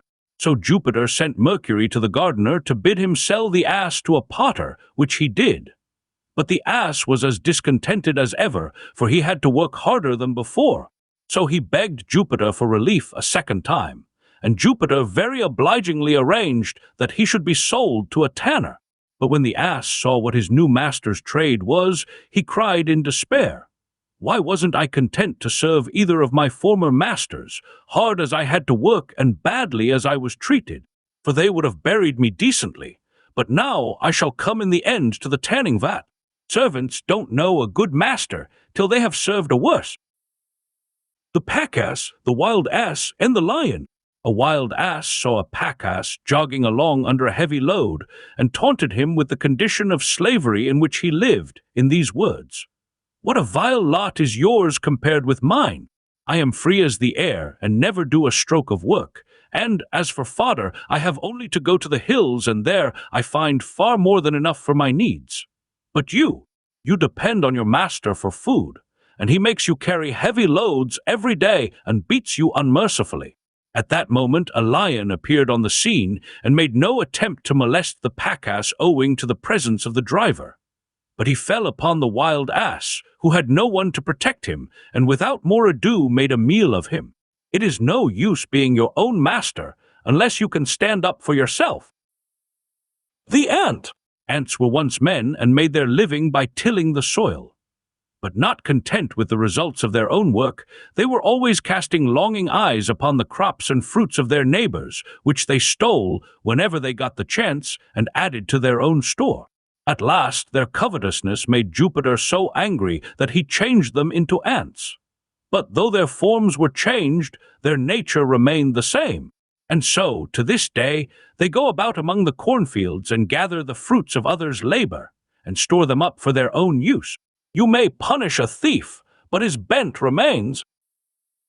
The Frogs and the Well. 2 frogs lived together in a marsh. But one hot summer the marsh dried up, and they left it to look for another place to live in, for frogs like damp places if they can get them. By and by they came to a deep well, and one of them looked down into it and said to the other, "This looks a nice, cool place. Let us jump in and settle here." But the other, who had a wiser head on his shoulders, replied, "Not so fast, my friend. Supposing this well dried up like the marsh, how should we get out again? Think twice before you act." The Crab and the Fox. A crab once left the seashore and went and settled in a meadow some way inland, which looked very nice and green and seemed likely to be a good place to feed in. But a hungry fox came along and spied the crab and caught him. Just as he was going to be eaten up, the crab said, "This is just what I deserve, for I had no business to leave my natural home by the sea and settle here as though I belonged to the land. Be content with your lot." The Fox and the Grasshopper. A grasshopper sat chirping in the branches of a tree. A fox heard her, and thinking what a dainty morsel she would make, he tried to get her down by a trick. Standing below in full view of her, he praised her song in the most flattering terms and begged her to descend, saying he would like to make the acquaintance of the owner of so beautiful a voice. But she was not to be taken in, and replied, "You are very much mistaken, my dear sir, if you imagine I am going to come down. I keep well out of the way of you and your kind ever since the day when I saw numbers of grasshoppers' wings strewn about the entrance to a fox's earth." The Farmer, his Boy, and the Rooks. A farmer had just sown a field of wheat and was keeping a careful watch over it, for numbers of rooks and starlings kept continually settling on it and eating up the grain. Along with him went his boy, carrying a sling, and whenever the farmer asked for the sling, the starlings understood what he said and warned the rooks, and they were off in a moment. So the farmer hit on a trick. "My lad," said he, "we must get the better of these birds somehow. After this, when I want the sling, I won't say sling, but just humph, and you must then hand me the sling quickly." Presently back came the whole flock. "Humph," said the farmer, but the starlings took no notice, and he had time to sling several stones among them, hitting one on the head, another in the legs, and another in the wing before they got out of range. As they made all haste away, they met some cranes, who asked them what the matter was. "Matter," said one of the rooks. "It's those rascals, men, that are the matter. Don't you go near them. They have a way of saying one thing and meaning another, which has just been the death of several of our poor friends." The Ass and the Dog. An ass and a dog were on their travels together, and as they went along, they found a sealed packet lying on the ground. The ass picked it up, broke the seal, and found it contained some writing, which he proceeded to read out aloud to the dog. As he read on, it turned out to be all about grass and barley and hay. In short, all the kinds of fodder that asses are fond of. The dog was a good deal bored with listening to all this, till at last his impatience got the better of him, and he cried, "Just skip a few pages, friend, and see if there isn't something about meat and bones." The ass glanced all through the packet, but found nothing of the sort, and said so. Then the dog said in disgust, "Oh, throw it away, do. What's the good of a thing like that?"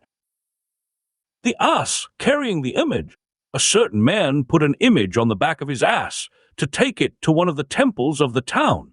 As they went along the road, all the people they met uncovered and bowed their heads out of reverence for the image. But the ass thought they were doing it out of respect for himself, and began to give himself airs accordingly. At last he became so conceited that he imagined he could do as he liked, and by way of protest against the load he was carrying, he came to a full stop and flatly declined to proceed any further. His driver, finding him so obstinate, hit him hard and long with his stick, saying the while, "Oh, you dunderheaded idiot, do you suppose it's come to this, that men pay worship to an ass? Rude shocks await those who take to themselves the credit that is due to others." The Athenian and the Theban. An Athenian and a Theban were on the road together, and passed the time in conversation, as is the way of travelers. After discussing a variety of subjects, they began to talk about heroes, a topic that tends to be more fertile than edifying. Each of them was lavish in his praises of the heroes of his own city. until eventually the Theban asserted that Hercules was the greatest hero who had ever lived on earth, and now occupied a foremost place among the gods, while the Athenian insisted that Theseus was far superior, for his fortune had been in every way supremely blessed, whereas Hercules had at one time been forced to act as a servant.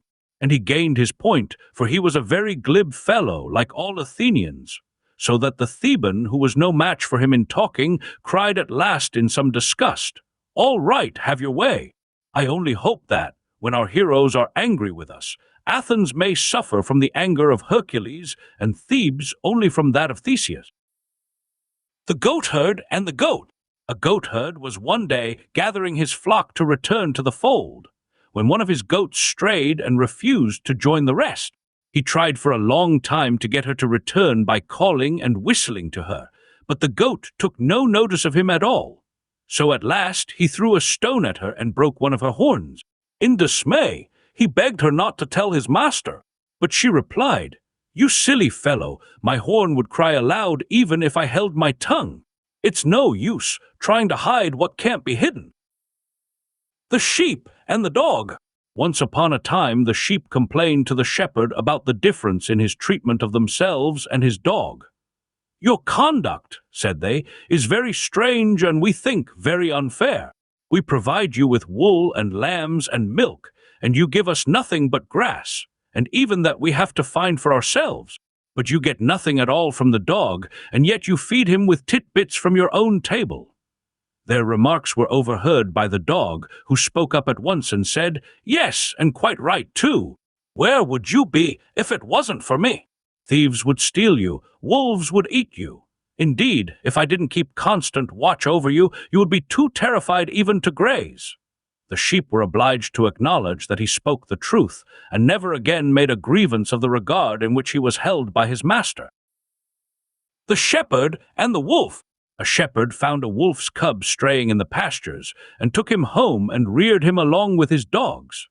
When the cub grew to his full size, if ever a wolf stole a sheep from the flock, he used to join the dogs in hunting him down. It sometimes happened that the dogs failed to come up with the thief, and, abandoning the pursuit, returned home. The wolf would on such occasions continue the chase by himself, and when he overtook the culprit, would stop and share the feast with him, and then return to the shepherd. But if some time passed without a sheep being carried off by the wolves, he would steal one himself and share his plunder with the dogs. The shepherd's suspicions were aroused, and one day he caught him in the act, and, fastening a rope round his neck, hung him on the nearest tree. What's bred in the bone is sure to come out in the flesh. The lion, Jupiter, and the elephant. The lion, for all his size and strength, and his sharp teeth and claws, is a coward in one thing. He can't bear the sound of a cock crowing, and runs away whenever he hears it. He complained bitterly to Jupiter for making him like that, but Jupiter said it wasn't his fault. He had done the best he could for him, and, considering this was his only failing, he ought to be well content. The lion, however, wouldn't be comforted, and was so ashamed of his timidity that he wished he might die. In this state of mind, he met the elephant and had a talk with him. He noticed that the great beast cocked up his ears all the time, as if he were listening for something, and he asked him why he did so. Just then a gnat came humming by, and the elephant said, "Do you see that wretched little buzzing insect? I'm terribly afraid of its getting into my ear. If it once gets in, I'm dead and done for." The lion's spirits rose at once when he heard this, for, he said to himself, "If the elephant, huge as he is afraid of a gnat, I needn't be so much ashamed of being afraid of a cock, who is 10,000 times bigger than a gnat." The shepherd's boy and the wolf. A shepherd's boy was tending his flock near a village, and thought it would be great fun to hoax the villagers by pretending that a wolf was attacking the sheep. So he shouted out, "Wolf! Wolf!" And when the people came running up, he laughed at them for their pains. He did this more than once, and every time the villagers found they had been hoaxed, for there was no wolf at all. At last a wolf really did come, and the boy cried, "Wolf! Wolf!" as loud as he could. But the people were so used to hearing him call that they took no notice of his cries for help. And so the wolf had it all his own way, and killed off sheep after sheep at his leisure. You cannot believe a liar, even when he tells the truth. The Fox and the Goat. A fox fell into a well and was unable to get out again. By and by a thirsty goat came by, and seeing the fox in the well asked him if the water was good. Good, said the fox. It's the best water I ever tasted in all my life. Come down and try it yourself. The goat thought of nothing but the prospect of quenching his thirst and jumped in at once. When he had had enough to drink, he looked about like the fox for some way of getting out, but could find none.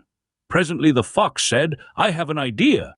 You stand on your hind legs and plant your forelegs firmly against the side of the well, and then I'll climb onto your back, and from there, by stepping on your horns, I can get out. And when I'm out, I'll help you out too. The goat did as he was requested, and the fox climbed onto his back and so out of the well, and then he coolly walked away. The goat called loudly after him and reminded him of his promise to help him out, but the fox merely turned and said, If you had as much sense in your head as you have hair in your beard, you wouldn't have got into the well without making certain that you could get out again. Look before you leap. The Fisherman and the Sprat. A fisherman cast his net into the sea, and when he drew it up again, it contained nothing but a single sprat that begged to be put back into the water. I'm only a little fish now, it said, but I shall grow big one day, and then if you come and catch me again, I shall be of some use to you. But the fisherman replied, Oh, no, I shall keep you now I've got you. If I put you back, should I ever see you again? Not likely. The Boasting Traveler. A man once went abroad on his travels, and when he came home, he had wonderful tales to tell of the things he had done in foreign countries. Among other things, he said he had taken part in a jumping match at Rhodes and had done a wonderful jump which no one could beat. Just go to Rhodes and ask them, he said. Everyone will tell you it's true. But one of those who were listening said, If you can jump as well as all that, we needn't go to Rhodes to prove it. Let's just imagine this is Rhodes for a minute. And now, jump! Deeds, not words. The Crab and his Mother. An old crab said to her son, Why do you walk sideways like that, my son? You ought to walk straight. The young crab replied, Show me how, dear mother, and I'll follow your example. The old crab tried, but tried in vain, and then saw how foolish she had been to find fault with her child. Example is better than precept. The Ass and his Shadow. A certain man hired an ass for a journey in summertime, and started out with the owner following behind to drive the beast. By and by, in the heat of the day, they stopped to rest, and the traveler wanted to lie down in the ass's shadow.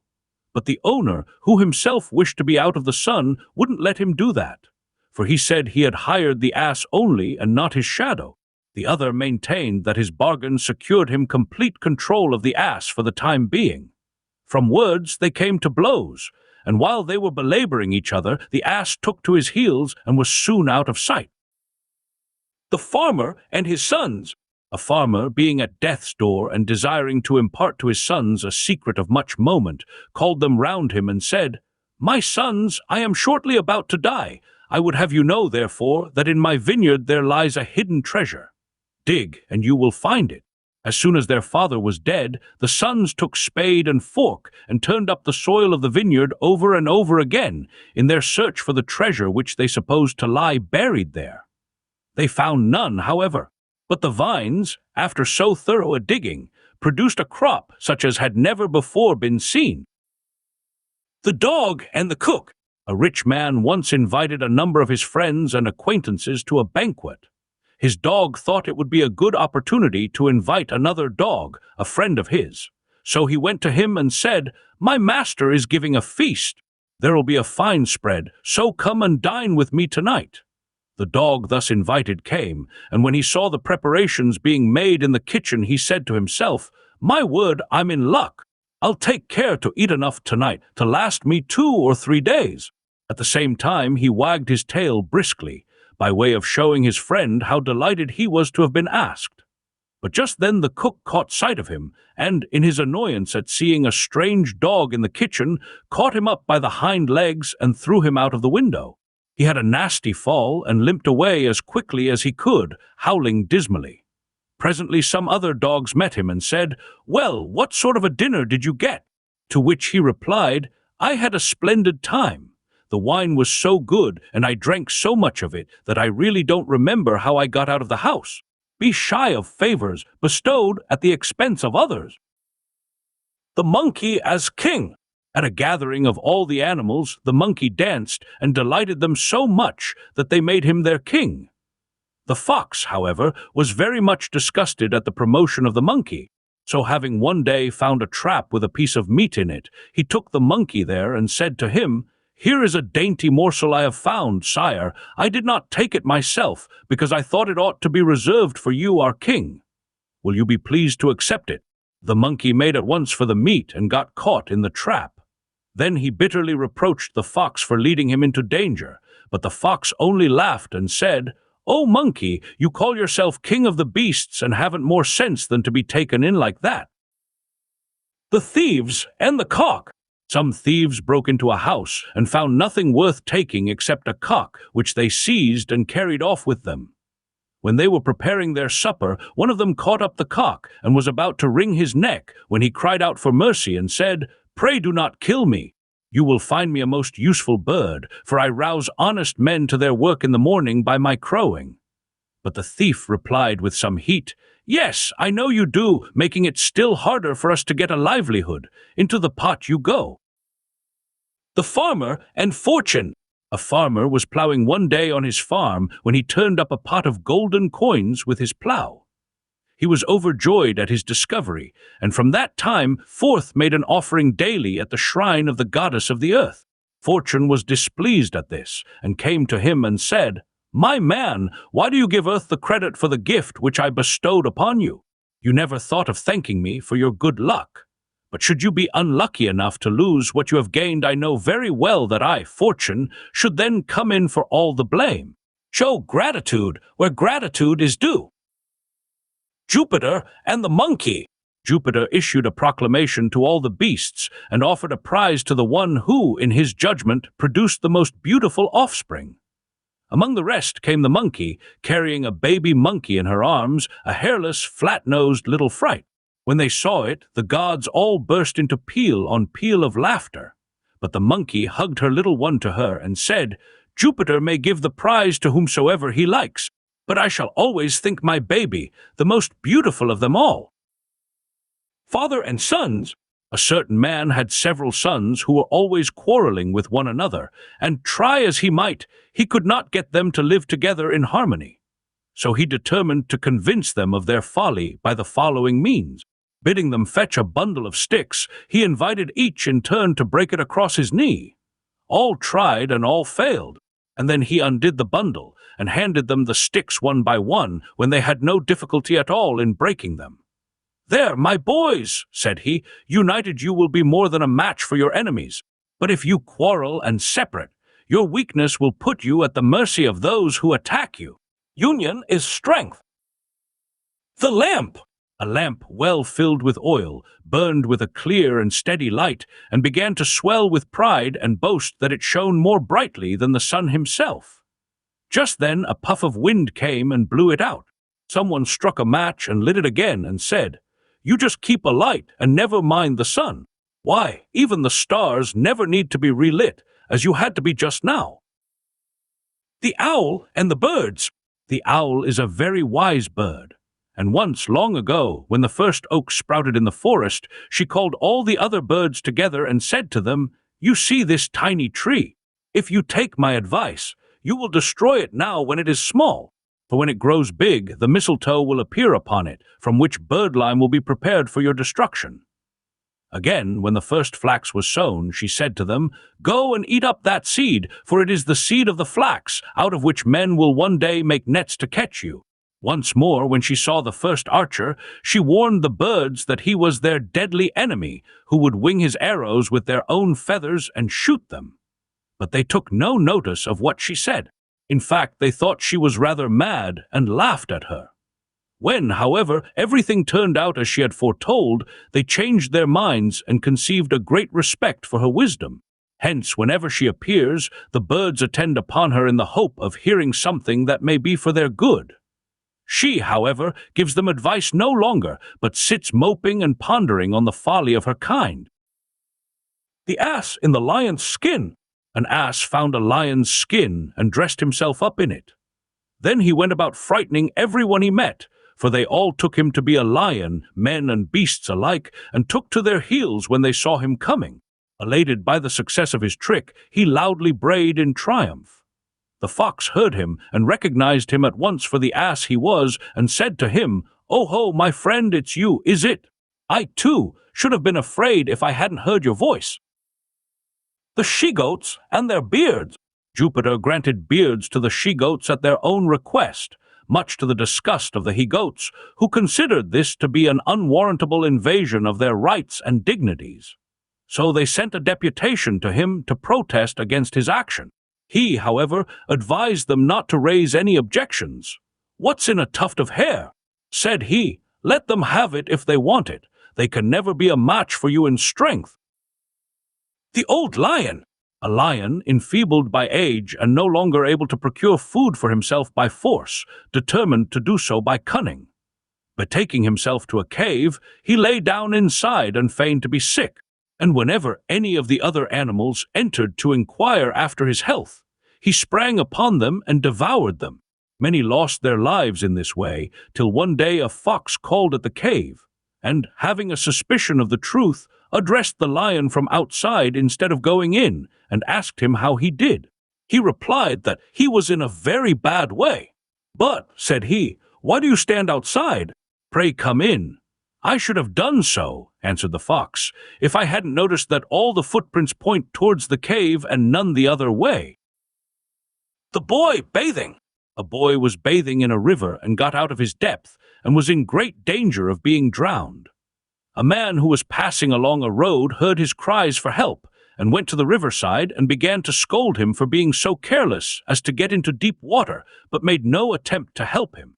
"Oh, sir," cried the boy, "please help me first and scold me afterwards. Give assistance, not advice in a crisis." The quack frog. Once upon a time, a frog came forth from his home in the marshes and proclaimed to all the world that he was a learned physician, skilled in drugs and able to cure all diseases. Among the crowd was a fox who called out, "You a doctor? Why, how can you set up to heal others when you cannot even cure your own lame legs and blotched and wrinkled skin? Physician, heal thyself." The swollen fox. A hungry fox found in a hollow tree a quantity of bread and meat, which some shepherds had placed there against their return. Delighted with his find, he slipped in through the narrow aperture and greedily devoured it all. But when he tried to get out again, he found himself so swollen after his big meal that he could not squeeze through the hole, and fell to whining and groaning over his misfortune.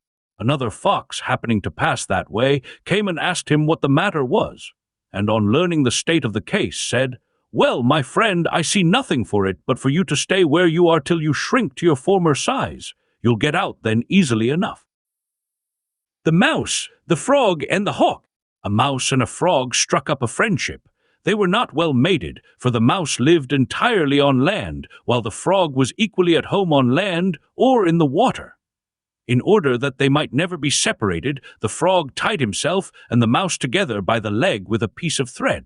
As long as they kept on dry land, all went fairly well.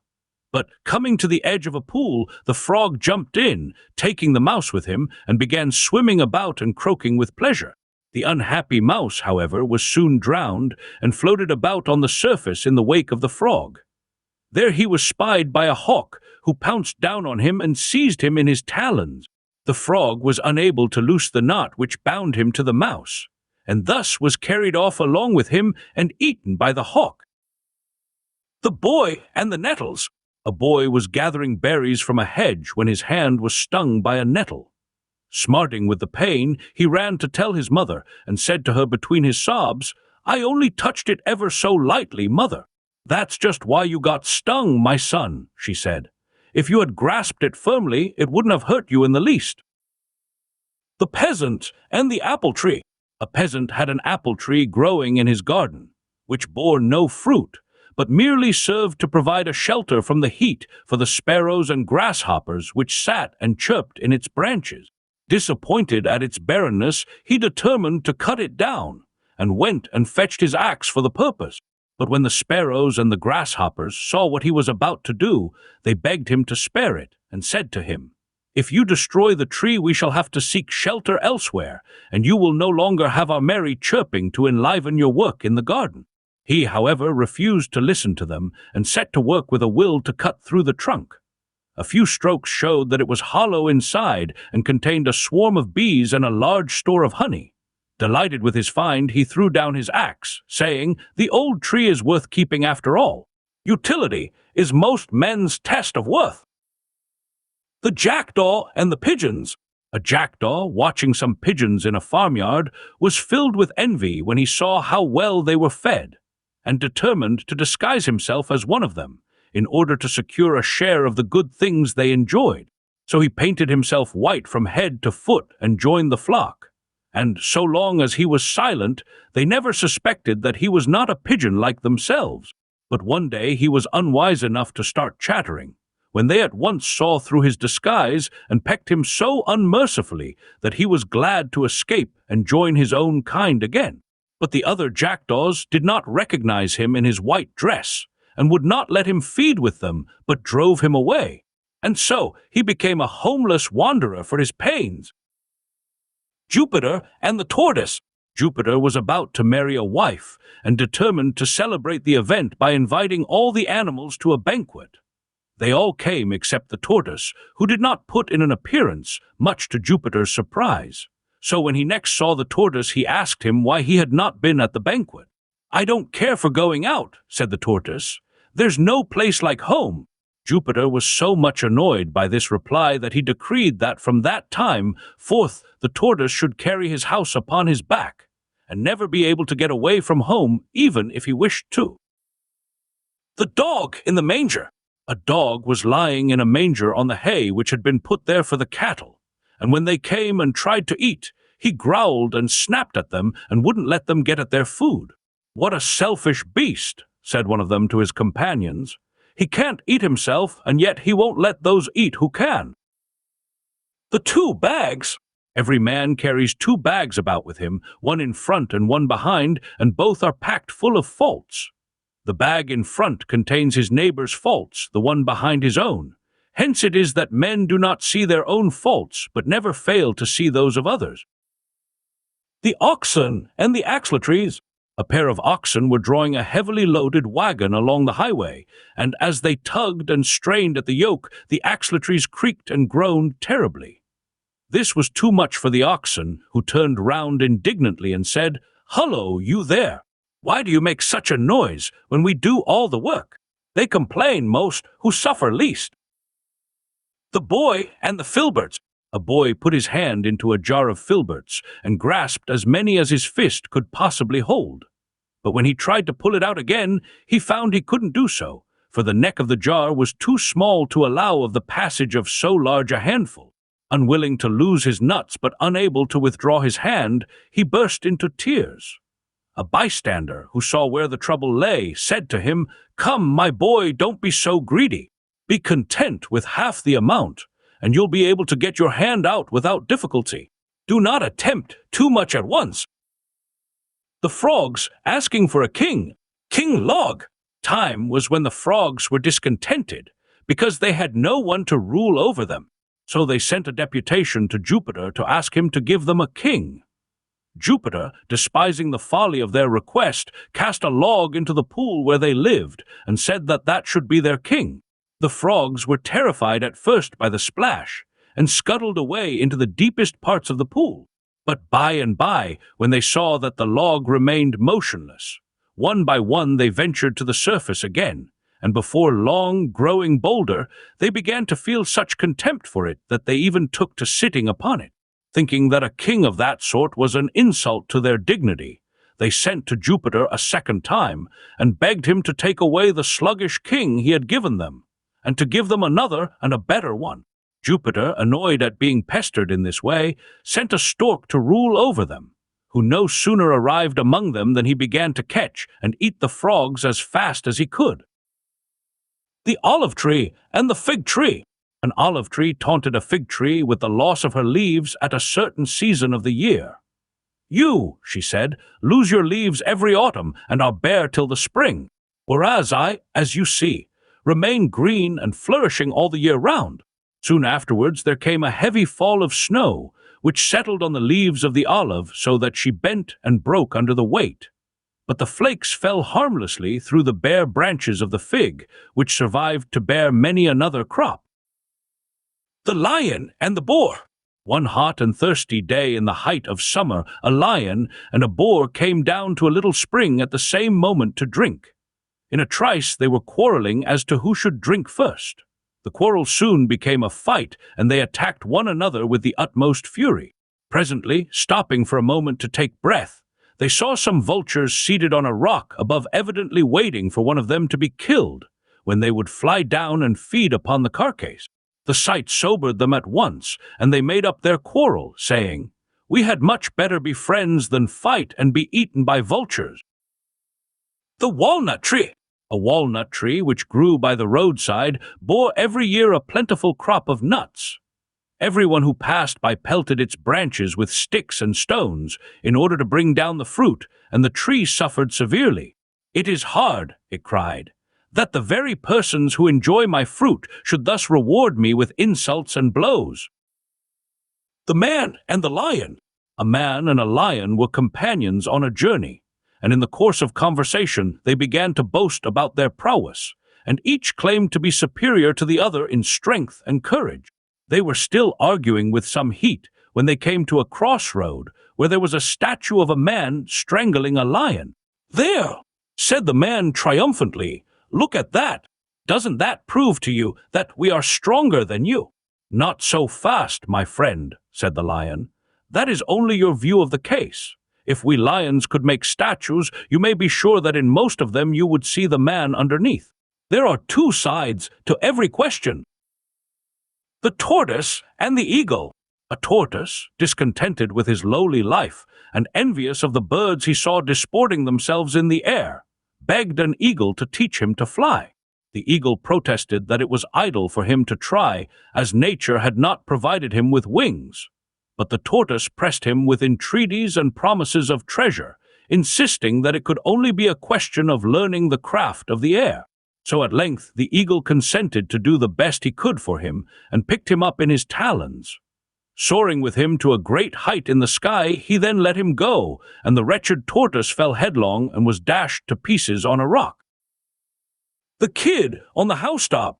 A kid climbed up onto the roof of an outhouse, attracted by the grass and other things that grew in the thatch. And as he stood there browsing away, he caught sight of a wolf passing below and jeered at him because he couldn't reach him. The wolf only looked up and said, "I hear you, my young friend, but it is not you who mock me, but the roof on which you are standing." The Fox without a Tail. A fox once fell into a trap, and after a struggle managed to get free, but with the loss of his brush. He was then so much ashamed of his appearance that he thought life was not worth living unless he could persuade the other foxes to part with their tails also, and thus divert attention from his own loss. So he called a meeting of all the foxes, and advised them to cut off their tails. "They're ugly things anyhow," he said, "and besides they're heavy, and it's tiresome to be always carrying them about with you." But one of the other foxes said, "My friend, if you hadn't lost your own tail, you wouldn't be so keen on getting us to cut off ours." The Vain Jackdaw. Jupiter announced that he intended to appoint a king over the birds, and named a day on which they were to appear before his throne, when he would select the most beautiful of them all to be their ruler. Wishing to look their best on the occasion, they repaired to the banks of a stream, where they busied themselves in washing and preening their feathers. The jackdaw was there along with the rest, and realized that, with his ugly plumage, he would have no chance of being chosen as he was. So he waited till they were all gone, and then picked up the most gaudy of the feathers they had dropped, and fastened them about his own body, with the result that he looked gayer than any of them. When the appointed day came, the birds assembled before Jupiter's throne, and after passing them in review, he was about to make the jackdaw king, when all the rest set upon the king-elect, stripped him of his borrowed plumes, and exposed him for the jackdaw that he was. The Traveler and his Dog. A traveler was about to start on a journey and said to his dog, who was stretching himself by the door, "Come, what are you yawning for? Hurry up and get ready. I mean you to go with me." But the dog merely wagged his tail and said quietly, "I'm ready, master. It's you I'm waiting for." The shipwrecked man and the sea. A shipwrecked man cast up on the beach fell asleep after his struggle with the waves. When he woke up, he bitterly reproached the sea for its treachery in enticing men with its smooth and smiling surface. And then, when they were well embarked, turning in fury upon them and sending both ship and sailors to destruction. The sea arose in the form of a woman and replied, "Lay not the blame on me, O sailor, but on the winds. By nature I am as calm and safe as the land itself, but the winds fall upon me with their gusts and gales, and lash me into a fury that is not natural to me." The wild boar and the fox. A wild boar was engaged in whetting his tusks upon the trunk of a tree in the forest when a fox came by, and seeing what he was at, said to him, "Why are you doing that, pray? The huntsmen are not out today, and there are no other dangers at hand that I can see." "True, my friend," replied the boar, "but the instant my life is in danger I shall need to use my tusks. There will be no time to sharpen them then." Mercury and the sculptor. Mercury was very anxious to know in what estimation he was held by mankind, so he disguised himself as a man and walked into a sculptor's studio, where there were a number of statues finished and ready for sale. Seeing a statue of Jupiter among the rest, he inquired the price of it.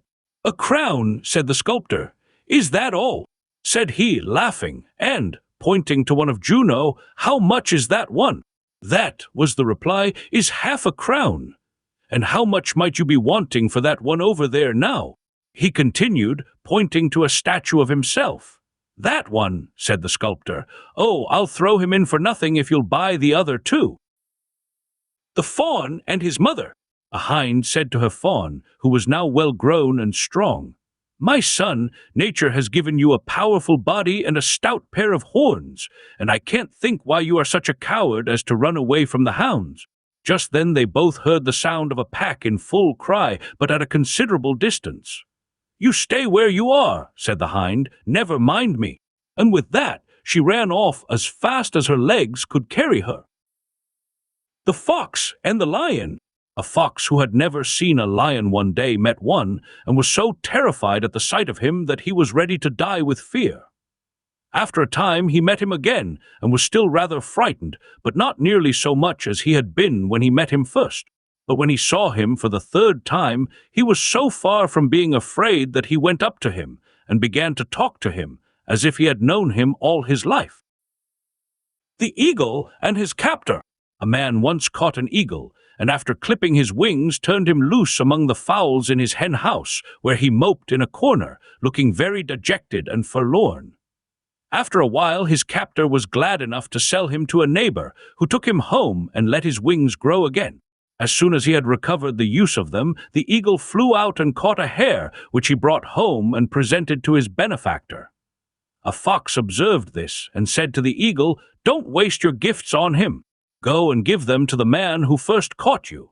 Make him your friend, and then perhaps he won't catch you and clip your wings a second time." The blacksmith and his dog. A blacksmith had a little dog, which used to sleep when his master was at work, but was very wide awake indeed when it was time for meals. One day his master pretended to be disgusted at this, and when he had thrown him a bone as usual, he said, "What on earth is the good of a lazy cur like you? When I am hammering away at my anvil, you just curl up and go to sleep. But no sooner do I stop for a mouthful of food than you wake up and wag your tail to be fed. Those who will not work deserve to starve." The stag at the pool. A thirsty stag went down to a pool to drink.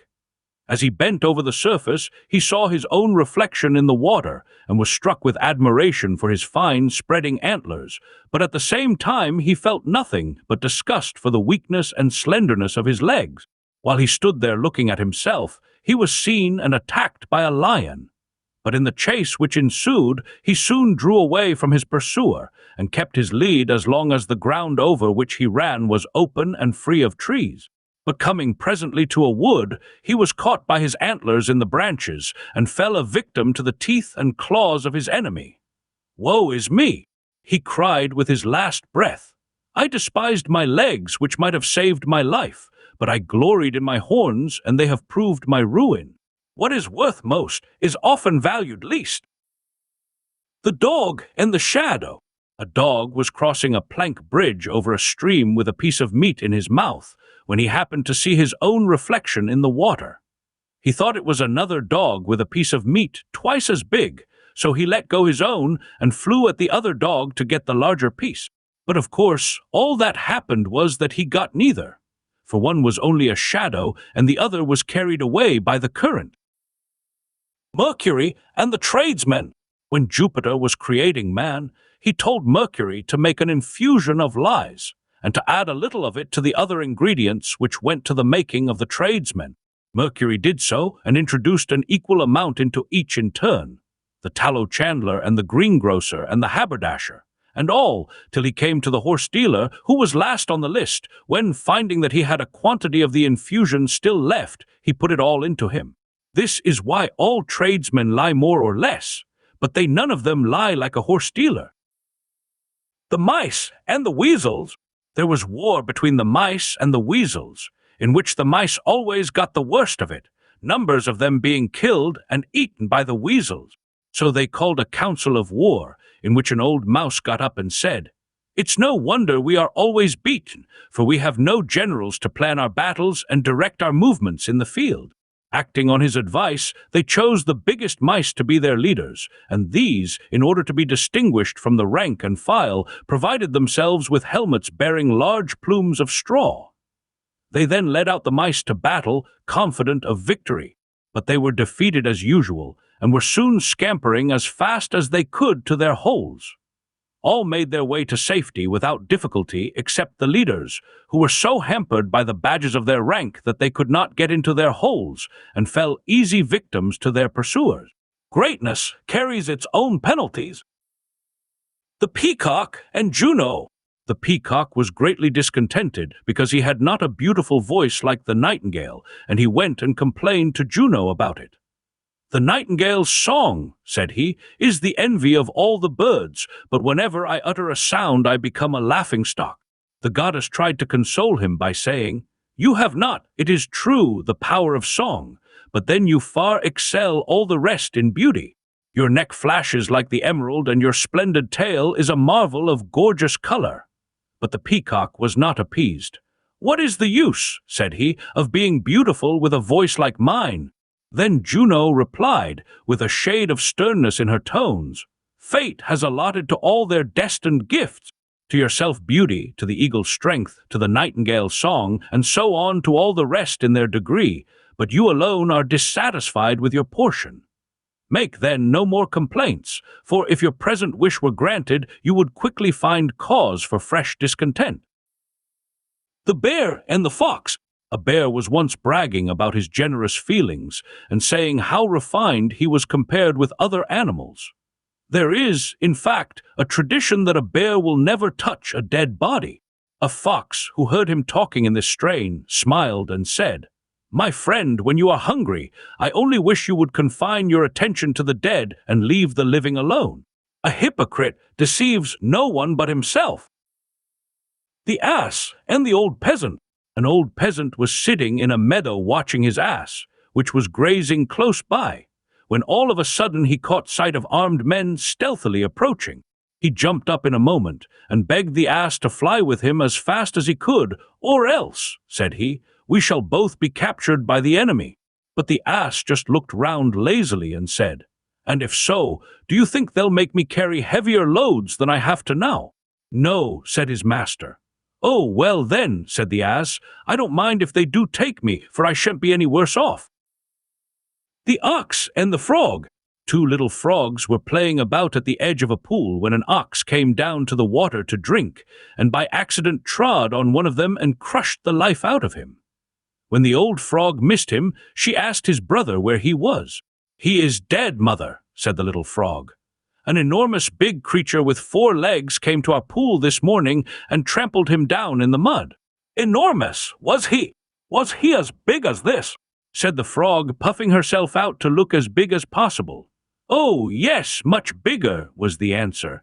The frog puffed herself out still more. Was he as big as this? Said she. Oh, yes, yes, mother, much bigger, said the little frog. And yet again she puffed and puffed herself out till she was almost as round as a ball. As big as, she began, but then she burst. The man and the image. A poor man had a wooden image of a god, to which he used to pray daily for riches. He did this for a long time, but remained as poor as ever, till one day he caught up the image in disgust and hurled it with all his strength against the wall. The force of the blow split open the head, and a quantity of gold coins fell out upon the floor. The man gathered them up greedily and said, "Oh, you old fraud, you! When I honored you, you did me no good whatever. But no sooner do I treat you to insults and violence than you make a rich man of me." Hercules and the wagoner. A wagoner was driving his team along a muddy lane with a full load behind them, when the wheels of his wagon sank so deep in the mire that no efforts of his horses could move them.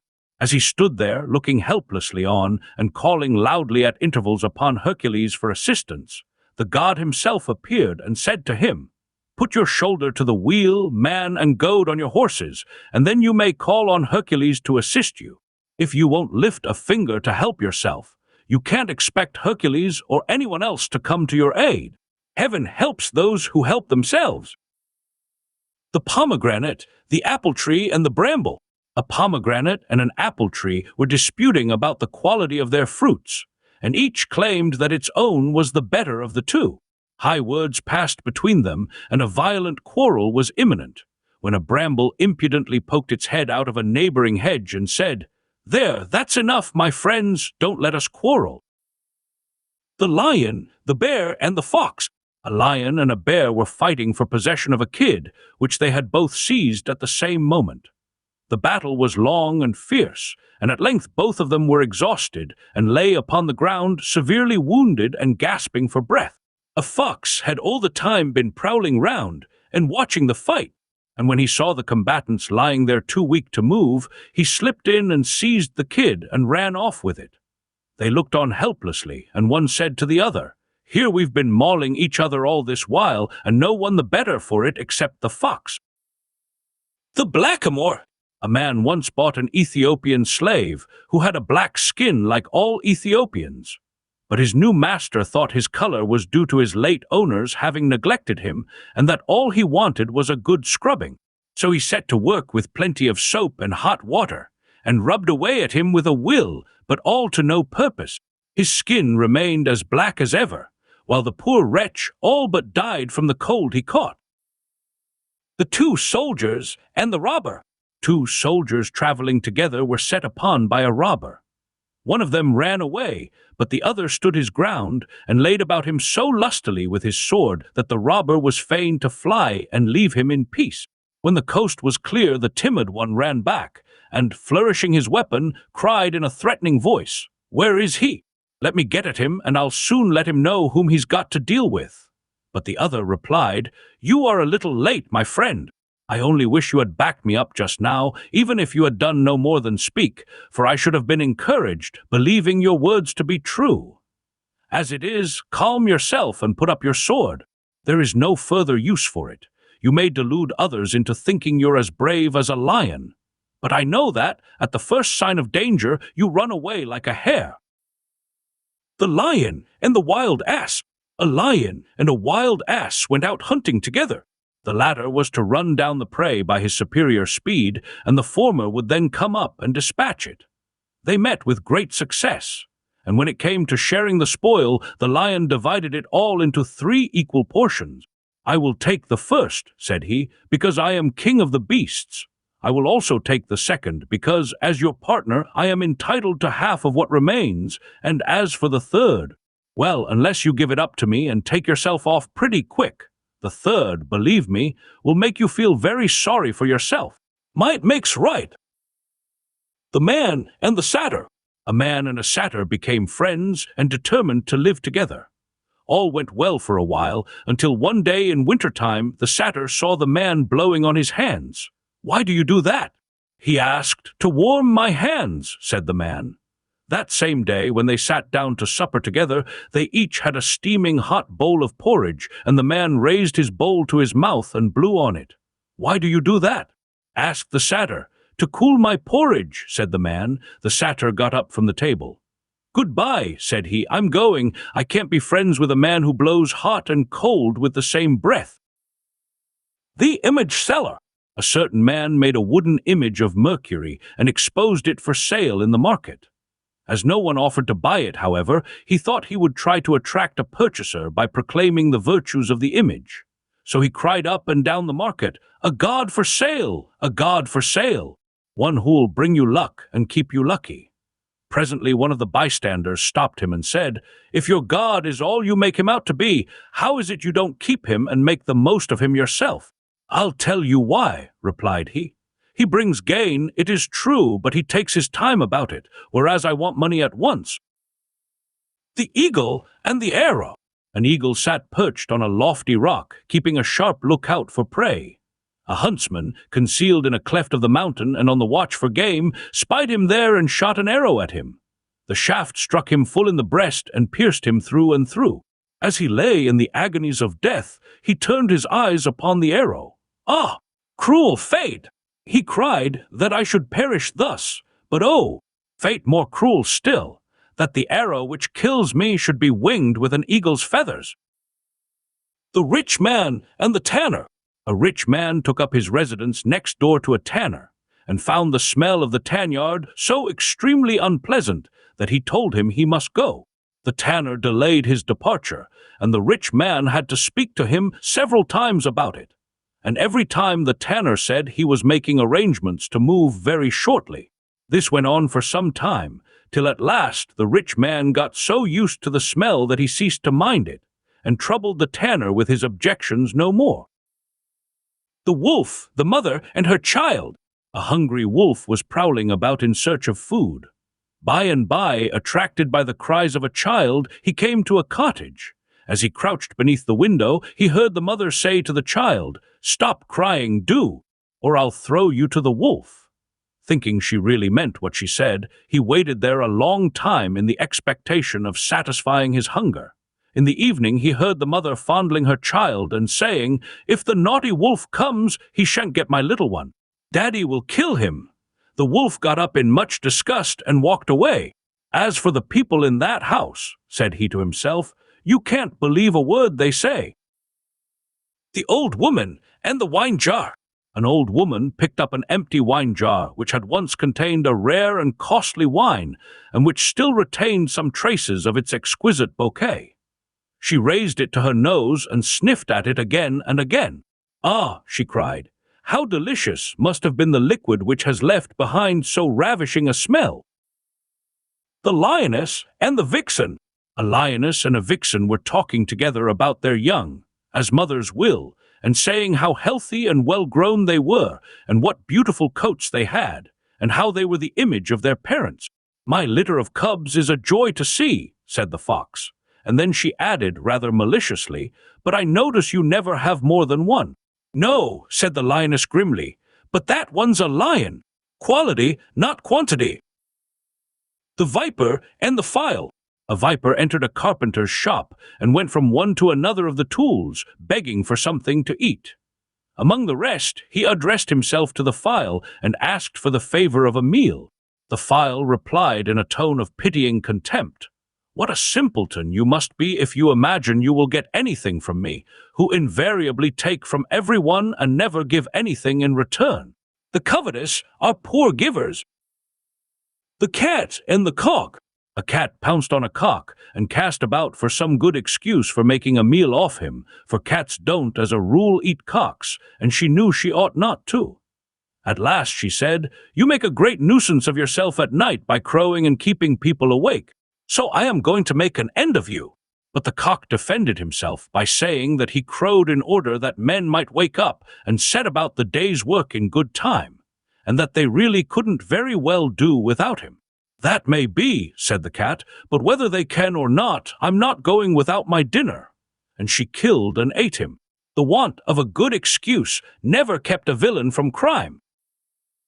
The Hare and the Tortoise. A hare was one day making fun of a tortoise for being so slow upon his feet. "Wait a bit," said the tortoise. "I'll run a race with you, and I'll wager that I win." "Oh, well," replied the hare, who was much amused at the idea, "let's try and see." And it was soon agreed that the fox should set a course for them and be the judge. When the time came, both started off together, but the hare was soon so far ahead that he thought he might as well have a rest. So down he lay and fell fast asleep. Meanwhile, the tortoise kept plodding on and in time reached the goal. At last, the hare woke up with a start and dashed on at his fastest, but only to find that the tortoise had already won the race. Slow and steady wins the race. The Soldier and his Horse. A soldier gave his horse a plentiful supply of oats in time of war, and tended him with the utmost care, for he wished him to be strong to endure the hardships of the field and swift to bear his master, when need arose, out of the reach of danger. But when the war was over, he employed him on all sorts of drudgery, bestowing but little attention upon him, and giving him, moreover, nothing but chaff to eat.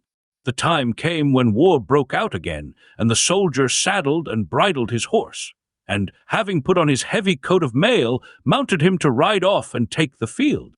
But the poor half-starved beast sank down under his weight, and said to his rider, "You will have to go into battle on foot this time.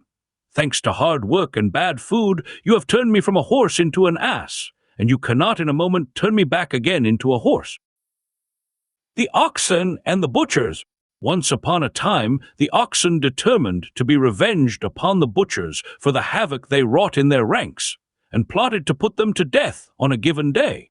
They were all gathered together discussing how best to carry out the plan, and the more violent of them were engaged in sharpening their horns for the fray, when an old ox got up upon his feet and said, "My brothers, you have good reason, I know, to hate these butchers, but at any rate they understand their trade and do what they have to do without causing unnecessary pain. But if we kill them, others who have no experience will be set to slaughter us, and will by their bungling inflict great sufferings upon us. For you may be sure that, even though all the butchers perish, mankind will never go without their beef." The Wolf and the Lion. A wolf stole a lamb from the flock, and was carrying it off to devour it at his leisure when he met a lion, who took his prey away from him and walked off with it. He dared not resist, but when the lion had gone some distance, he said, "It is most unjust of you to take what's mine away from me like that." The lion laughed and called out in reply, "It was justly yours, no doubt. The gift of a friend, perhaps, eh?" The Sheep, the Wolf, and the Stag.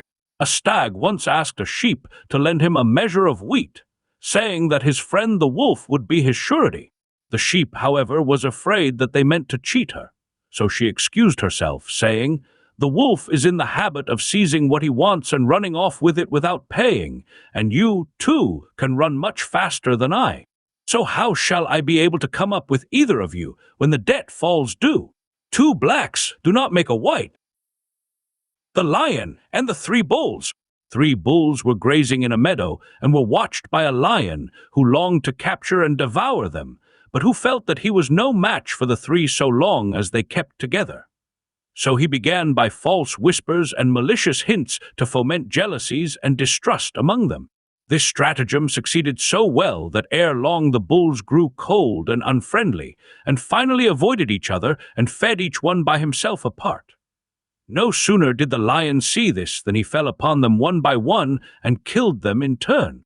The quarrels of friends are the opportunities of foes. The Horse and his Rider. A young man who fancied himself something of a horseman mounted a horse which had not been properly broken in and was exceedingly difficult to control. No sooner did the horse feel his weight in the saddle than he bolted, and nothing would stop him. A friend of the rider's met him in the road in his headlong career and called out, "Where are you off to in such a hurry?" To which he, pointing to the horse, replied, "I've no idea, ask him." The Goat and the Vine. A goat was straying in a vineyard and began to browse on the tender shoots of a vine which bore several fine bunches of grapes. "What have I done to you," said the vine, "that you should harm me thus? Isn't there grass enough for you to feed on?" All the same, even if you eat up every leaf I have, and leave me quite bare, I shall produce wine enough to pour over you when you are led to the altar to be sacrificed. The two pots, one of earthenware and the other of brass, were carried away down a river in flood. The brazen pot urged his companion to keep close by his side, and he would protect him. The other thanked him, but begged him not to come near him on any account. For that, he said, is just what I am most afraid of. One touch from you and I should be broken in pieces. Equals make the best friends. The old hound, a hound who had served his master well for years and had run down many a quarry in his time, began to lose his strength and speed owing to age.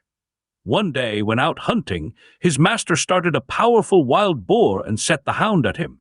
The latter seized the beast by the ear, but his teeth were gone and he could not retain his hold, so the boar escaped. His master began to scold him severely, but the hound interrupted him with these words, "My will is as strong as ever, master, but my body is old and feeble. You ought to honor me for what I have been instead of abusing me for what I am." The Clown and the Countryman. A nobleman announced his intention of giving a public entertainment in the theater, and offered splendid prizes to all who had any novelty to exhibit at the performance. The announcement attracted a crowd of conjurers, jugglers, and acrobats, and among the rest a clown, very popular with the crowd, who let it be known that he was going to give an entirely new turn. When the day of the performance came, the theater was filled from top to bottom some time before the entertainment began. Several performers exhibited their tricks, and then the popular favorite came on empty-handed and alone. At once there was a hush of expectation, and he, letting his head fall upon his breast, imitated the squeak of a pig to such perfection that the audience insisted on his producing the animal, which, they said, he must have somewhere concealed about his person. He, however, convinced them that there was no pig there, and then the applause was deafening. Among the spectators was a countryman who disparaged the clown's performance and announced that he would give a much superior exhibition of the same trick on the following day. Again the theater was filled to overflowing, and again the clown gave his imitation amidst the cheers of the crowd. The countryman, meanwhile, before going on the stage, had secreted a young porker under his smock, and when the spectators derisively bade him do better if he could, he gave it a pinch in the ear and made it squeal loudly. But they all with one voice shouted out that the clown's imitation was much more true to life. Thereupon he produced the pig from under his smock and said sarcastically, "There, that shows what sort of judges you are." The Lark and the Farmer. A lark nested in a field of corn and was rearing her brood under cover of the ripening grain. One day, before the young were fully fledged, the farmer came to look at the crop, and finding it yellowing fast, he said, "I must send round word to my neighbors to come and help me reap this field." One of the young larks overheard him and was very much frightened, and asked her mother whether they hadn't better move house at once. "There's no hurry," replied she. "A man who looks to his friends for help will take his time about a thing." In a few days the farmer came by again and saw that the grain was overripe and falling out of the ears upon the ground. "I must put it off no longer," he said. "This very day I'll hire the men and set them to work at once." The lark heard him and said to her young, "Come, my children, we must be off.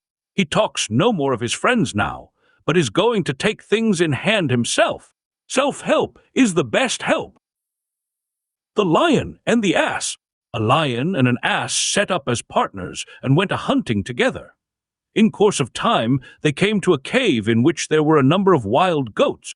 The lion took up his stand at the mouth of the cave and waited for them to come out, while the ass went inside and brayed for all he was worth in order to frighten them out into the open. The lion struck them down one by one as they appeared, and when the cave was empty, the ass came out and said, "Well, I scared them pretty well, didn't I?" "I should think you did," said the lion. "Why, if I hadn't known you were an ass, I should have turned and run myself." The Prophet. A prophet sat in the marketplace and told the fortunes of all who cared to engage his services. Suddenly there came running up one who told him that his house had been broken into by thieves, and that they had made off with everything they could lay hands on. He was up in a moment and rushed off, tearing his hair and calling down curses on the miscreants. The bystanders were much amused, and one of them said, "Our friend professes to know what is going to happen to others, but it seems he's not clever enough to perceive what's in store for himself." The Hound and the Hare. A young hound started a hare, and when he caught her up, would at one moment snap at her with his teeth as though he were about to kill her, while at another he would let go his hold and frisk about her, as if he were playing with another dog. At last the hare said, "I wish you would show yourself in your true colors. If you are my friend, why do you bite me? If you are my enemy, why do you play with me? He is no friend who plays double." The Lion, the Mouse, and the Fox. A lion was lying asleep at the mouth of his den, when a mouse ran over his back and tickled him so that he woke up with a start, and began looking about everywhere to see what it was that had disturbed him. A fox, who was looking on, thought he would have a joke at the expense of the lion. So he said, "Well, this is the first time I've seen a lion afraid of a mouse." "Afraid of a mouse?" said the lion testily. "Not I. It's his bad manners I can't stand." The Trumpeter taken prisoner. A trumpeter marched into battle in the van of the army and put courage into his comrades by his warlike tunes. Being captured by the enemy, he begged for his life and said, "Do not put me to death. I have killed no one. Indeed, I have no weapons, but carry with me only my trumpet here." But his captors replied, "That is only the more reason why we should take your life, for though you do not fight yourself, you stir up others to do so." The Wolf and the Crane. A wolf once got a bone stuck in his throat, so he went to a crane and begged her to put her long bill down his throat and pull it out. "I'll make it worth your while," he added. The crane did as she was asked and got the bone out quite easily. The wolf thanked her warmly and was just turning away when she cried, "What about that fee of mine?" "Well, what about it?" snapped the wolf, baring his teeth as he spoke. "You can go about boasting that you once put your head into a wolf's mouth and didn't get it bitten off. What more do you want?" The Eagle, the Cat, and the Wild Sow. An eagle built her nest at the top of a high tree. A cat with her family occupied a hollow in the trunk halfway down, and a wild sow and her young took up their quarters at the foot.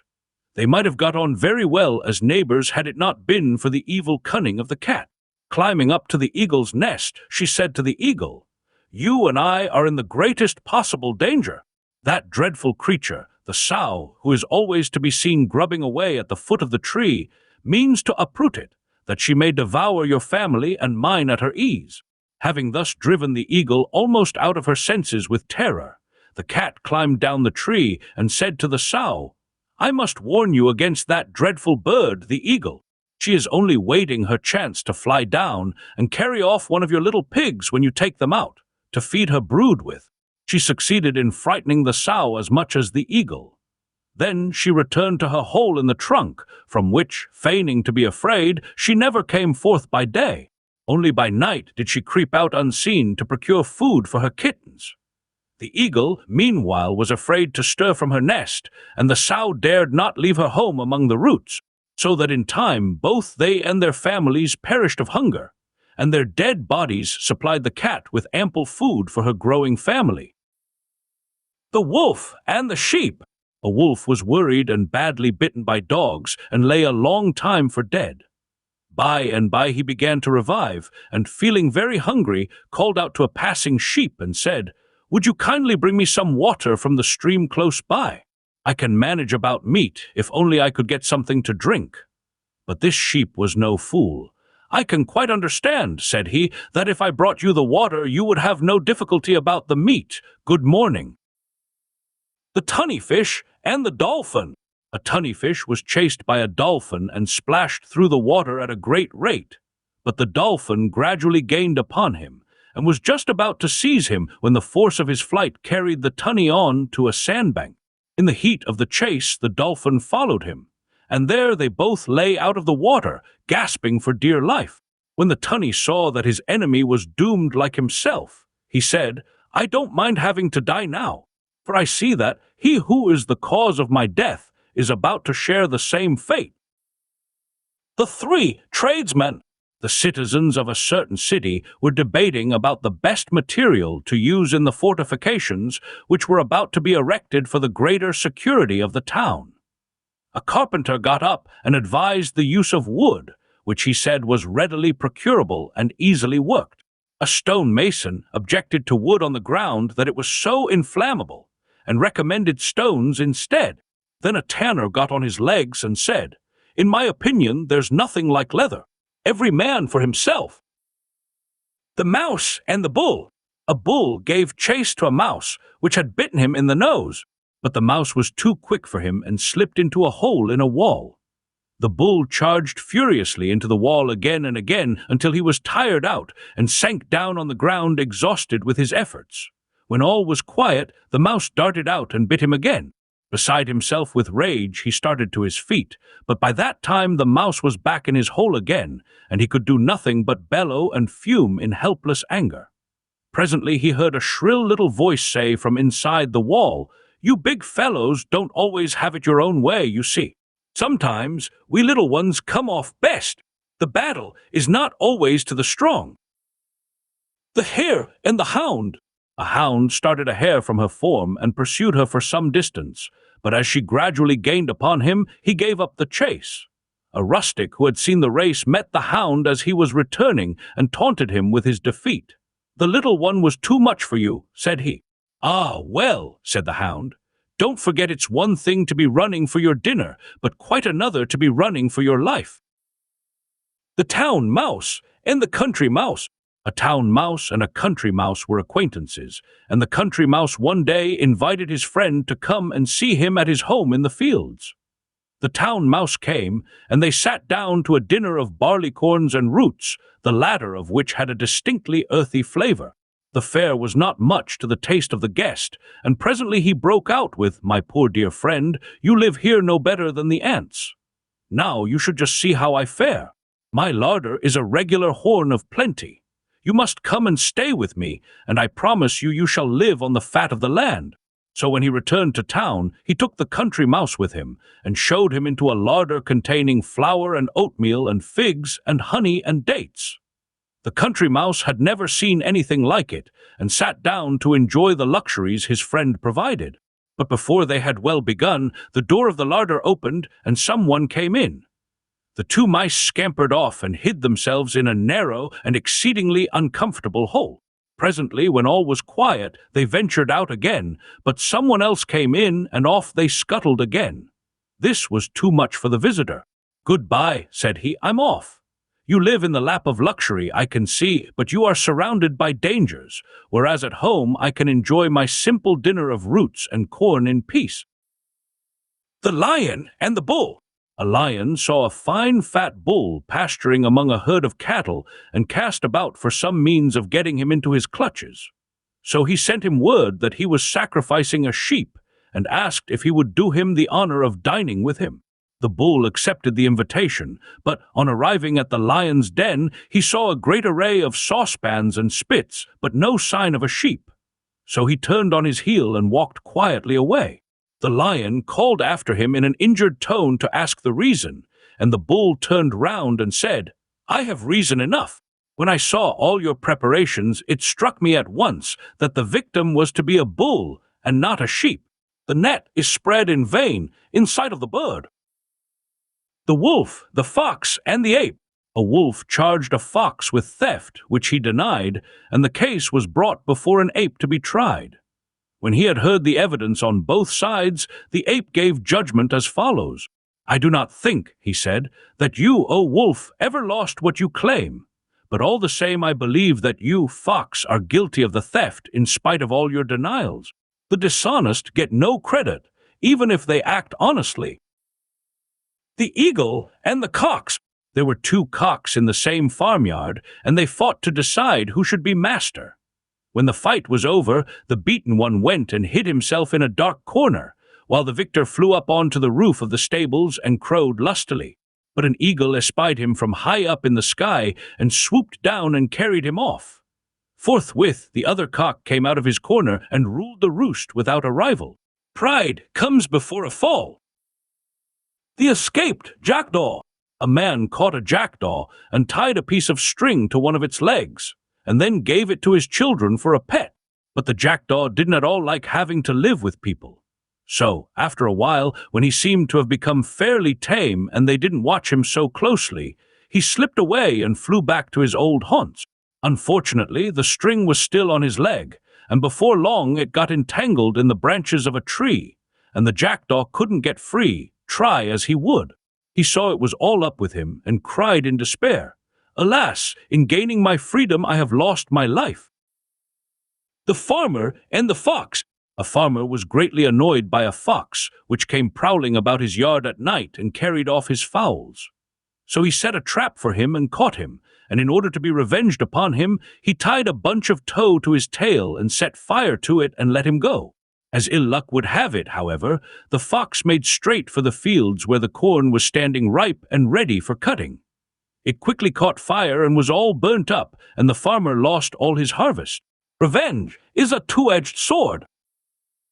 Venus and the Cat. A cat fell in love with a handsome young man and begged the goddess Venus to change her into a woman. Venus was very gracious about it and changed her at once into a beautiful maiden, whom the young man fell in love with at first sight and shortly afterwards married. One day Venus thought she would like to see whether the cat had changed her habits as well as her form, so she let a mouse run loose in the room where they were. Forgetting everything, the young woman had no sooner seen the mouse than up she jumped and was after it like a shot, at which the goddess was so disgusted that she changed her back again into a cat. The Crow and the Swan. A crow was filled with envy on seeing the beautiful white plumage of a swan, and thought it was due to the water in which the swan constantly bathed and swam. So he left the neighborhood of the altars, where he got his living by picking up bits of the meat offered in sacrifice, and went and lived among the pools and streams. But though he bathed and washed his feathers many times a day, he didn't make them any whiter, and at last died of hunger into the bargain. You may change your habits, but not your nature. The Stag with One Eye. A stag, blind of one eye, was grazing close to the seashore and kept his sound eye turned towards the land, so as to be able to perceive the approach of the hounds, while the blind eye he turned towards the sea, never suspecting that any danger would threaten him from that quarter. As it fell out, however, some sailors, coasting along the shore, spied him and shot an arrow at him, by which he was mortally wounded. As he lay dying, he said to himself, "Wretch that I am! I bethought me of the dangers of the land, whence none assailed me. But I feared no peril from the sea, yet thence has come my ruin. Misfortune often assails us from an unexpected quarter." The Fly and the Draft Mule. A fly sat on one of the shafts of a cart and said to the mule who was pulling it, "How slow you are! Do mend your pace, or I shall have to use my sting as a goad." The mule was not in the least disturbed. "Behind me in the cart," said he, "sits my master. He holds the reins and flicks me with his whip, and him I obey, but I don't want any of your impertinence. I know when I may dawdle and when I may not." The Cock and the Jewel. A cock, scratching the ground for something to eat, turned up a jewel that had by chance been dropped there. "Ho," said he, "a fine thing you are, no doubt, and had your owner found you, great would his joy have been. But for me, give me a single grain of corn before all the jewels in the world." The Pig and the Sheep. A pig found his way into a meadow where a flock of sheep were grazing. The shepherd caught him and was proceeding to carry him off to the butcher's when he set up a loud squealing and struggled to get free. The sheep rebuked him for making such a to-do and said to him, "The shepherd catches us regularly and drags us off just like that, and we don't make any fuss." "No, I dare say not," replied the pig, "but my case and yours are altogether different. He only wants you for wool, but he wants me for bacon." The Gardener and his Dog. A gardener's dog fell into a deep well, from which his master used to draw water for the plants in his garden with a rope and a bucket. Failing to get the dog out by means of these, the gardener went down into the well himself in order to fetch him up, but the dog thought he had come to make sure of drowning him. So he bit his master as soon as he came within reach and hurt him a good deal, with the result that he left the dog to his fate and climbed out of the well, remarking, It serves me quite right for trying to save so determined a suicide. The rivers and the sea. Once upon a time, all the rivers combined to protest against the action of the sea in making their waters salt. "When we come to you," said they to the sea, "we are sweet and drinkable. But when once we have mingled with you, our waters become as briny and unpalatable as your own." The sea replied shortly, "Keep away from me and you'll remain sweet." The lion in love. A lion fell deeply in love with the daughter of a cottager and wanted to marry her. But her father was unwilling to give her to so fearsome a husband, and yet didn't want to offend the lion, so he hit upon the following expedient. He went to the lion and said, "I think you will make a very good husband for my daughter, but I cannot consent to your union unless you let me draw your teeth and pare your nails, for my daughter is terribly afraid of them." The lion was so much in love that he readily agreed that this should be done. When once, however, he was thus disarmed, the cottager was afraid of him no longer, but drove him away with his club. The beekeeper. A thief found his way into an apiary when the beekeeper was away and stole all the honey. When the keeper returned and found the hives empty, he was very much upset and stood staring at them for some time. Before long, the bees came back from gathering honey, and finding their hives overturned and the keeper standing by, they made for him with their stings. At this he fell into a passion and cried, "You ungrateful scoundrels! You let the thief who stole my honey get off scot-free, and then you go and sting me who have always taken such care of you. When you hit back, make sure you have got the right man." The wolf and the horse. A wolf on his rambles came to a field of oats, but not being able to eat them, he was passing on his way when a horse came along. "Look," said the wolf, "here's a fine field of oats. For your sake I have left it untouched, and I shall greatly enjoy the sound of your teeth munching the ripe grain." But the horse replied, "If wolves could eat oats, my fine friend, you would hardly have indulged your ears at the cost of your belly.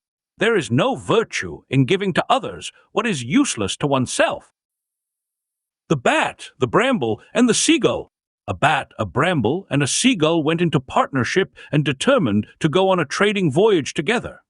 The bat borrowed a sum of money for his venture, the bramble laid in a stock of clothes of various kinds, and the seagull took a quantity of lead, and so they set out.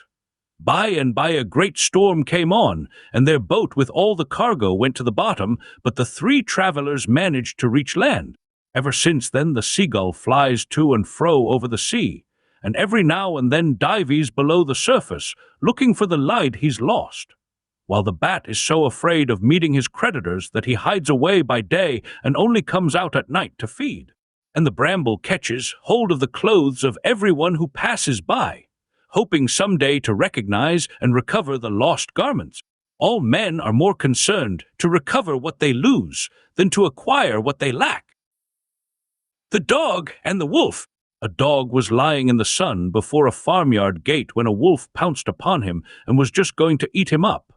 But he begged for his life and said, "You see how thin I am, and what a wretched meal I should make you now. But if you will only wait a few days, my master is going to give a feast. All the rich scraps and pickings will fall to me, and I shall get nice and fat. Then will be the time for you to eat me." The wolf thought this was a very good plan and went away. Some time afterwards he came to the farmyard again and found the dog lying out of reach on the stable roof. "Come down," he called, "and be eaten. You remember our agreement." But the dog said coolly, "My friend, if ever you catch me lying down by the gate there again, don't you wait for any feast. Once bitten, twice shy." The wasp and the snake. A wasp settled on the head of a snake and not only stung him several times, but clung obstinately to the head of his victim. Maddened with pain, the snake tried every means he could think of to get rid of the creature, but without success. At last he became desperate, and crying, "Kill you I will, even at the cost of my own life," he laid his head with the wasp on it under the wheel of a passing wagon, and they both perished together. The eagle and the beetle. An eagle was chasing a hare, which was running for dear life and was at her wits' end to know where to turn for help. Presently she espied a beetle and begged it to aid her. So when the eagle came up, the beetle warned her not to touch the hare, which was under its protection. But the eagle never noticed the beetle because it was so small, seized the hare and ate her up. The beetle never forgot this, and used to keep an eye on the eagle's nest, and whenever the eagle laid an egg, it climbed up and rolled it out of the nest and broke it. At last, the eagle got so worried over the loss of her eggs that she went up to Jupiter, who is the special protector of eagles, and begged him to give her a safe place to nest in. So he let her lay her eggs in his lap. But the beetle noticed this and made a ball of dirt the size of an eagle's egg and flew up and deposited it in Jupiter's lap. When Jupiter saw the dirt, he stood up to shake it out of his robe, and forgetting about the eggs, he shook them out too, and they were broken just as before. Ever since then, they say, eagles never lay their eggs at the season when beetles are about. The weak will sometimes find ways to avenge an insult, even upon the strong. The Fowler and the Lark. A fowler was setting his nets for little birds when a lark came up to him and asked him what he was doing. "I am engaged in founding a city," said he, and with that he withdrew to a short distance and concealed himself. The lark examined the nets with great curiosity, and presently, catching sight of the bait, hopped on to them in order to secure it, and became entangled in the meshes. The fowler then ran up quickly and captured her. "What a fool I was," said she, "but at any rate, if that's the kind of city you are founding, it'll be a long time before you find fools enough to fill it." The Fisherman Piping. A fisherman who could play the flute went down one day to the seashore with his nets and his flute, and taking his stand on a projecting rock, began to play a tune, thinking that the music would bring the fish jumping out of the sea. He went on playing for some time, but not a fish appeared. So at last he threw down his flute and cast his net into the sea and made a great haul of fish. When they were landed and he saw them leaping about on the shore, he cried, "You rascals! You wouldn't dance when I piped, but now I've stopped, you can do nothing else." The Weasel and the Man. A man once caught a weasel, which was always sneaking about the house, and was just going to drown it in a tub of water when it begged hard for its life, and said to him, "Surely you haven't the heart to put me to death. Think how useful I have been in clearing your house of the mice and lizards which used to infest it, and show your gratitude by sparing my life." "You have not been altogether useless, I grant you," said the man, "but who killed the fowls? Who stole the meat? No, no, you do much more harm than good, and die you shall." The Plowman, the Ass, and the Ox. A plowman yoked his ox and his ass together and set to work to plow his field. It was a poor makeshift of a team, but it was the best he could do, as he had but a single ox. At the end of the day, when the beasts were loosed from the yoke, the ass said to the ox, "Well, we've had a hard day. Which of us is to carry the master home?" The ox looked surprised at the question. "Why," said he, "you, to be sure, as usual." Demades and his fable. Demades the orator was once speaking in the assembly at Athens, but the people were very inattentive to what he was saying, so he stopped and said, "Gentlemen, I should like to tell you one of Aesop's fables." This made everyone listen intently. Then Demades began. "Demeter, a swallow, and an eel were once traveling together, and came to a river without a bridge. The swallow flew over it, and the eel swam across, and then he stopped. What happened to Demeter?" cried several people in the audience. "Demeter," he replied, "is very angry with you for listening to fables when you ought to be minding public business." The Monkey and the Dolphin. When people go on a voyage, they often take with them lap dogs or monkeys as pets to while away the time. Thus it fell out that a man returning to Athens from the east had a pet monkey on board with him. As they neared the coast of Attica, a great storm burst upon them, and the ship capsized. All on board were thrown into the water, and tried to save themselves by swimming, the monkey among the rest. A dolphin saw him, and, supposing him to be a man, took him on his back and began swimming towards the shore. When they got near the Piraeus, which is the port of Athens, the dolphin asked the monkey if he was an Athenian. The monkey replied that he was, and added that he came of a very distinguished family. "Then, of course, you know the Piraeus," continued the dolphin. The monkey thought he was referring to some high official or other, and replied, "Oh, yes, he's a very old friend of mine." At that, detecting his hypocrisy, the dolphin was so disgusted that he dived below the surface, and the unfortunate monkey was quickly drowned. The crow and the snake. A hungry crow spied a snake lying asleep in a sunny spot, and picking it up in his claws, he was carrying it off to a place where he could make a meal of it without being disturbed, when the snake reared its head and bit him. It was a poisonous snake, and the bite was fatal, and the dying crow said, "What a cruel fate is mine! I thought I had made a lucky find, and it has cost me my life." The dogs and the fox. Some dogs once found a lion's skin and were worrying it with their teeth. Just then a fox came by and said, "You think yourselves very brave, no doubt, but if that were a live lion you'd find his claws a good deal sharper than your teeth." The nightingale and the hawk. A nightingale was sitting on a bough of an oak and singing, as her custom was. A hungry hawk presently spied her, and darting to the spot, seized her in his talons. He was just about to tear her in pieces when she begged him to spare her life. "I'm not big enough," she pleaded, "to make you a good meal. You ought to seek your prey among the bigger birds." The hawk eyed her with some contempt. "You must think me very simple," said he, "if you suppose I am going to give up a certain prize on the chance of a better of which I see at present no signs." The rose and the amaranth.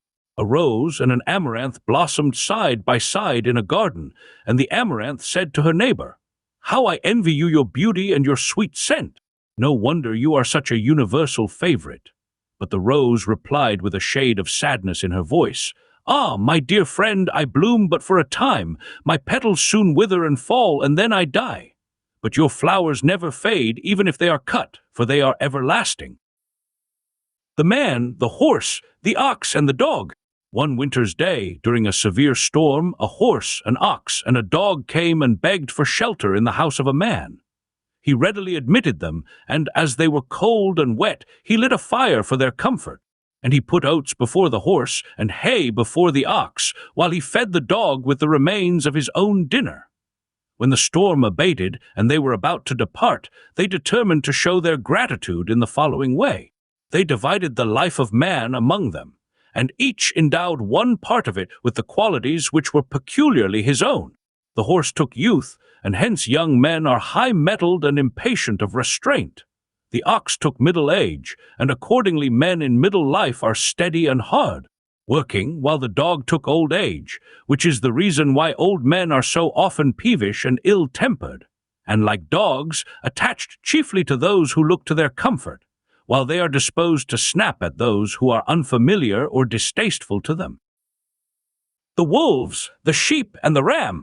The wolves sent a deputation to the sheep with proposals for a lasting peace between them, on condition of their giving up the sheep-dogs to instant death.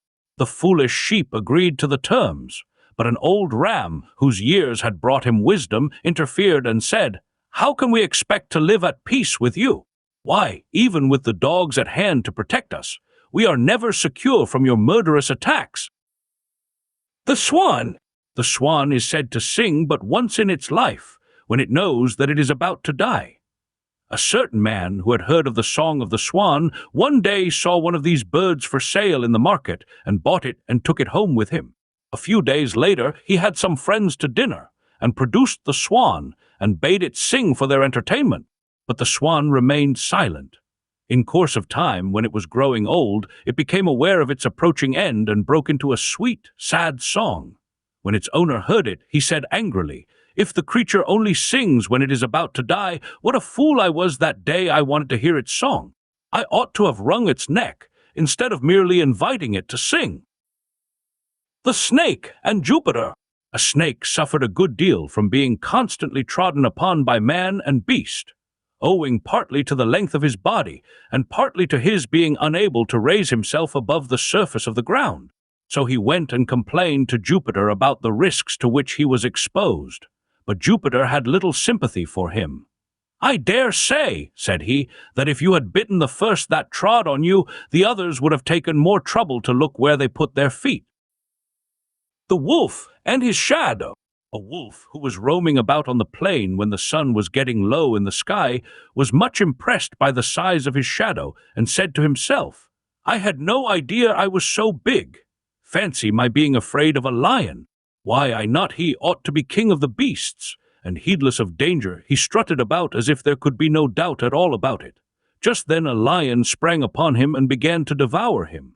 Alas, he cried, had I not lost sight of the facts, I shouldn't have been ruined by my fancies. The ploughman and the wolf. A ploughman loosed his oxen from the plough and led them away to the water to drink. While he was absent, a half-starved wolf appeared on the scene and went up to the plough and began chewing the leather straps attached to the yoke. As he gnawed away desperately in the hope of satisfying his craving for food, he somehow got entangled in the harness, and, taking fright, struggled to get free, tugging at the traces as if he would drag the plough along with him. Just then the ploughman came back, and seeing what was happening, he cried, "Ah, you old rascal, I wish you would give up thieving for good and take to honest work instead." Mercury and the man bitten by an ant. A man once saw a ship go down with all its crew and commented severely on the injustice of the gods. "They care nothing for a man's character," said he, "but let the good and the bad go to their deaths together." There was an ant heap close by where he was standing, and just as he spoke, he was bitten in the foot by an ant. Turning in a temper to the ant heap, he stamped upon it and crushed hundreds of unoffending ants. Suddenly Mercury appeared and belabored him with his staff, saying as he did so, "You villain, where's your nice sense of justice now?" The wily lion. A lion watched a fat bull feeding in a meadow, and his mouth watered when he thought of the royal feast he would make, but he did not dare to attack him, for he was afraid of his sharp horns. Hunger, however, presently compelled him to do something, and as the use of force did not promise success, he determined to resort to artifice. Going up to the bull in friendly fashion, he said to him, "I cannot help saying how much I admire your magnificent figure. What a fine head! What powerful shoulders and thighs!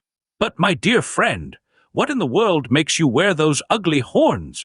You must find them as awkward as they are unsightly. Believe me, you would do much better without them." The bull was foolish enough to be persuaded by this flattery to have his horns cut off, and having now lost his only means of defense, fell an easy prey to the lion. The parrot and the cat. A man once bought a parrot and gave it the run of his house. It reveled in its liberty and presently flew up onto the mantelpiece and screamed away to its heart's content. The noise disturbed the cat, who was asleep on the hearthrug. Looking up at the intruder, she said, "Who may you be, and where have you come from?" The parrot replied, "Your master has just bought me and brought me home with him." "You impudent bird," said the cat, "how dare you, a newcomer, make a noise like that? Why, I was born here and have lived here all my life, and yet if I venture to mew, they throw things at me and chase me all over the place." "Look here, mistress," said the parrot, "you just hold your tongue. My voice they delight in, but yours is a perfect nuisance." The stag and the lion. A stag was chased by the hounds and took refuge in a cave, where he hoped to be safe from his pursuers. Unfortunately, the cave contained a lion, to whom he fell an easy prey. "Unhappy that I am," he cried, "I am saved from the power of the dogs only to fall into the clutches of a lion, out of the frying pan into the fire." The impostor! A certain man fell ill, and being in a very bad way, he made a vow that he would sacrifice 100 oxen to the gods if they would grant him a return to health. Wishing to see how he would keep his vow, they caused him to recover in a short time. Now he hadn't an ox in the world, so he made 100 little oxen out of tallow and offered them up on an altar, at the same time saying, "Ye gods, I call you to witness that I have discharged my vow." The gods determined to be even with him, so they sent him a dream, in which he was bidden to go to the seashore and fetch 100 crowns which he was to find there. Hastening in great excitement to the shore, he fell in with a band of robbers, who seized him and carried him off to sell as a slave. And when they sold him, 100 crowns was the sum he fetched. Do not promise more than you can perform. The dogs and the hides. Once upon a time, a number of dogs, who were famished with hunger, saw some hides steeping in a river, but couldn't get at them because the water was too deep. So they put their heads together and decided to drink away at the river till it was shallow enough for them to reach the hides. But long before that happened, they burst themselves with drinking. The lion, the fox, and the ass. A lion, a fox, and an ass went out hunting together. They had soon taken a large booty, which the lion requested the ass to divide between them. The ass divided it all into 3 equal parts, and modestly begged the others to take their choice. At which the lion, bursting with fury, sprang upon the ass and tore him to pieces. Then, glaring at the fox, he bade him make a fresh division. The fox gathered almost the whole in one great heap for the lion's share, leaving only the smallest possible morsel for himself. "My dear friend," said the lion, "how did you get the knack of it so well?" The fox replied, "Me.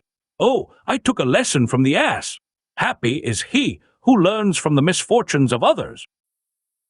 The fowler, the partridge, and the cock. One day, as a fowler was sitting down to a scanty supper of herbs and bread, a friend dropped in unexpectedly. The larder was empty, so he went out and caught a tame partridge, which he kept as a decoy, and was about to wring her neck when she cried, "Surely you won't kill me? Why, what will you do without me next time you go fowling? How will you get the birds to come to your nets?" He let her go at this and went to his hen house, where he had a plump young cock. When the cock saw what he was after, he too pleaded for his life and said, "If you kill me, how will you know the time of night? And who will wake you up in the morning when it is time to get to work?" The fowler, however, replied, "You are useful for telling the time, I know, but for all that I can't send my friend supperless to bed." And therewith he caught him and wrung his neck. The gnat and the lion. A gnat once went up to a lion and said, "I am not in the least afraid of you. I don't even allow that you are a match for me in strength." "What does your strength amount to after all? That you can scratch with your claws and bite with your teeth, just like a woman in a temper, and nothing more. But I'm stronger than you. If you don't believe it, let us fight and see." So saying, the gnat sounded his horn and darted in and bit the lion on the nose. When the lion felt the sting, in his haste to crush him, he scratched his nose badly and made it bleed, but failed altogether to hurt the gnat, which buzzed off in triumph, elated by its victory. Presently, however, it got entangled in a spider's web, and was caught and eaten by the spider, thus falling a prey to an insignificant insect after having triumphed over the king of the beasts. The farmer and his dogs. A farmer was snowed up in his farmstead by a severe storm, and was unable to go out and procure provisions for himself and his family. So he first killed his sheep and used them for food. Then, as the storm still continued, he killed his goats. And last of all, as the weather showed no signs of improving, he was compelled to kill his oxen and eat them. When his dogs saw the various animals being killed and eaten in turn, they said to one another, "We had better get out of this, or we shall be the next to go." The eagle and the fox. An eagle and a fox became great friends and determined to live near one another. They thought that the more they saw of each other, the better friends they would be. So the eagle built a nest at the top of a high tree, while the fox settled in a thicket at the foot of it and produced a litter of cubs. One day the fox went out foraging for food, and the eagle, who also wanted food for her young, flew down into the thicket, caught up the fox's cubs, and carried them up into the tree for a meal for herself and her family. When the fox came back and found out what had happened, she was not so much sorry for the loss of her cubs as furious because she couldn't get at the eagle and pay her out for her treachery. So she sat down not far off and cursed her. But it wasn't long before she had her revenge. Some villagers happened to be sacrificing a goat on a neighboring altar, and the eagle flew down and carried off a piece of burning flesh to her nest. There was a strong wind blowing, and the nest caught fire, with the result that her fledglings fell half-roasted to the ground. Then the fox ran to the spot and devoured them in full sight of the eagle. False faith may escape human punishment, but cannot escape the divine. The butcher and his customers. 2 men were buying meat at a butcher's stall in the marketplace, and while the butcher's back was turned for a moment, one of them snatched up a joint and hastily thrust it under the other's cloak, where it could not be seen. When the butcher turned round, he missed the meat at once and charged them with having stolen it. But the one who had taken it said he hadn't got it, and the one who had got it said he hadn't taken it. The butcher felt sure they were deceiving him, but he only said, "You may cheat me with your lying, but you can't cheat the gods, and they won't let you off so lightly. Prevarication often amounts to perjury." Hercules and Minerva. Hercules was once traveling along a narrow road when he saw lying on the ground in front of him what appeared to be an apple, and as he passed, he stamped upon it with his heel. To his astonishment, instead of being crushed, it doubled in size, and on his attacking it again and smiting it with his club, it swelled up to an enormous size and blocked up the whole road. Upon this he dropped his club and stood looking at it in amazement. Just then Minerva appeared and said to him, "Leave it alone, my friend. That which you see before you is the apple of discord. If you do not meddle with it, it remains small as it was at first. But if you resort to violence, it swells into the thing you see." The fox who served a lion. A lion had a fox to attend on him, and whenever they went hunting, the fox found the prey, and the lion fell upon it and killed it. And then they divided it between them in certain proportions. But the lion always got a very large share, and the fox a very small one, which didn't please the latter at all. So he determined to set up on his own account. He began by trying to steal a lamb from a flock of sheep, but the shepherd saw him and set his dogs on him. The hunter was now the hunted, and was very soon caught and dispatched by the dogs. Better servitude with safety than freedom with danger. The lion, the wolf, and the fox. A lion, infirm with age, lay sick in his den, and all the beasts of the forest came to inquire after his health, with the exception of the fox.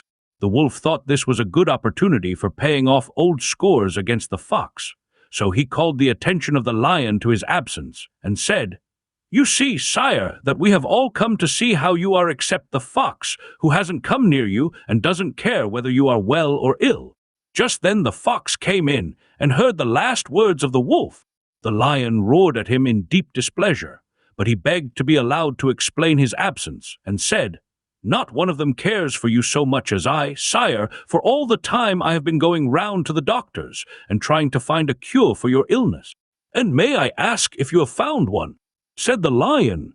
"I have, sire," said the fox, "and it is this. You must flay a wolf and wrap yourself in his skin while it is still warm." The lion accordingly turned to the wolf and struck him dead with one blow of his paw in order to try the fox's prescription. But the fox laughed and said to himself, "That's what comes of stirring up ill will." Hercules and Plutus. When Hercules was received among the gods and was entertained at a banquet by Jupiter, he responded courteously to the greetings of all with the exception of Plutus, the god of wealth. When Plutus approached him, he cast his eyes upon the ground and turned away and pretended not to see him. Jupiter was surprised at this conduct on his part, and asked why, after having been so cordial with all the other gods, he had behaved like that to Plutus. "Sire," said Hercules, "I do not like Plutus, and I will tell you why. When we were on earth together, I always noticed that he was to be found in the company of scoundrels." The fox and the leopard. A fox and a leopard were disputing about their looks, and each claimed to be the more handsome of the two. The leopard said, "Look at my smart coat, you have nothing to match that." But the fox replied, "Your coat may be smart, but my wits are smarter still." The fox and the hedgehog. A fox, in swimming across a rapid river, was swept away by the current and carried a long way downstream in spite of his struggles, until at last, bruised and exhausted, he managed to scramble on to dry ground from a backwater. As he lay there unable to move, a swarm of horseflies settled on him and sucked his blood undisturbed, for he was too weak even to shake them off. A hedgehog saw him and asked if he should brush away the flies that were tormenting him. But the fox replied, "Oh, please no, not on any account, for these flies have sucked their fill and are taking very little from me now. But if you drive them off, another swarm of hungry ones will come and suck all the blood I have left, and leave me without a drop in my veins." The crow and the raven. A crow became very jealous of a raven, because the latter was regarded by men as a bird of omen which foretold the future, and was accordingly held in great respect by them. She was very anxious to get the same sort of reputation herself, And one day, seeing some travelers approaching, she flew on to a branch of a tree at the roadside and cawed as loud as she could. The travelers were in some dismay at the sound, for they feared it might be a bad omen, till one of them, spying the crow, said to his companions, "It's all right, my friends, we can go on without fear, for it's only a crow and that means nothing. Those who pretend to be something, they are not only make themselves ridiculous." The witch! A witch professed to be able to avert the anger of the gods by means of charms, of which she alone possessed the secret. And she drove a brisk trade and made a fat livelihood out of it. But certain persons accused her of black magic and carried her before the judges, and demanded that she should be put to death for dealings with the devil. She was found guilty and condemned to death, and one of the judges said to her as she was leaving the dock, "You say you can avert the anger of the gods. How comes it, then, that you have failed to disarm the enmity of men?" The old man and death. An old man cut himself a bundle of faggots in a wood and started to carry them home. He had a long way to go and was tired out before he had got much more than halfway. Casting his burden on the ground, he called upon Death to come and release him from his life of toil. The words were scarcely out of his mouth when, much to his dismay, Death stood before him and professed his readiness to serve him. He was almost frightened out of his wits, but he had enough presence of mind to stammer out, "Good sir, if you be so kind, pray help me up with my burden again." The miser! A miser sold everything he had and melted down his hoard of gold into a single lump, which he buried secretly in a field. Every day he went to look at it, and would sometimes spend long hours gloating over his treasure. One of his men noticed his frequent visits to the spot, and one day watched him and discovered his secret. Waiting his opportunity, he went one night and dug up the gold and stole it. Next day the miser visited the place as usual, and, finding his treasure gone, fell to tearing his hair and groaning over his loss. In this condition he was seen by one of his neighbors, who asked him what his trouble was. The miser told him of his misfortune, but the other replied, "Don't take it so much to heart, my friend. Put a brick into the hole and take a look at it every day. You won't be any worse off than before, for even when you had your gold, it was of no earthly use to you." The foxes and the river. A number of foxes assembled on the bank of a river and wanted to drink. But the current was so strong and the water looked so deep and dangerous that they didn't dare to do so, but stood near the edge, encouraging one another not to be afraid. At last one of them, to shame the rest and show how brave he was, said, "I am not a bit frightened. See, I'll step right into the water." He had no sooner done so than the current swept him off his feet. When the others saw him being carried downstream, they cried, "Don't go and leave us. Come back and show us where we too can drink with safety."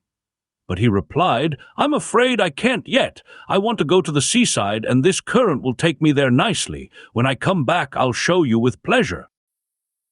The horse and the stag. There was once a horse who used to graze in a meadow which he had all to himself. But one day a stag came into the meadow and said he had as good a right to feed there as the horse, and moreover chose all the best places for himself. The horse, wishing to be revenged upon his unwelcome visitor, went to a man and asked if he would help him to turn out the stag. "Yes," said the man, "I will by all means, but I can only do so if you let me put a bridle in your mouth and mount on your back." The horse agreed to this, and the two together very soon turned the stag out of the pasture.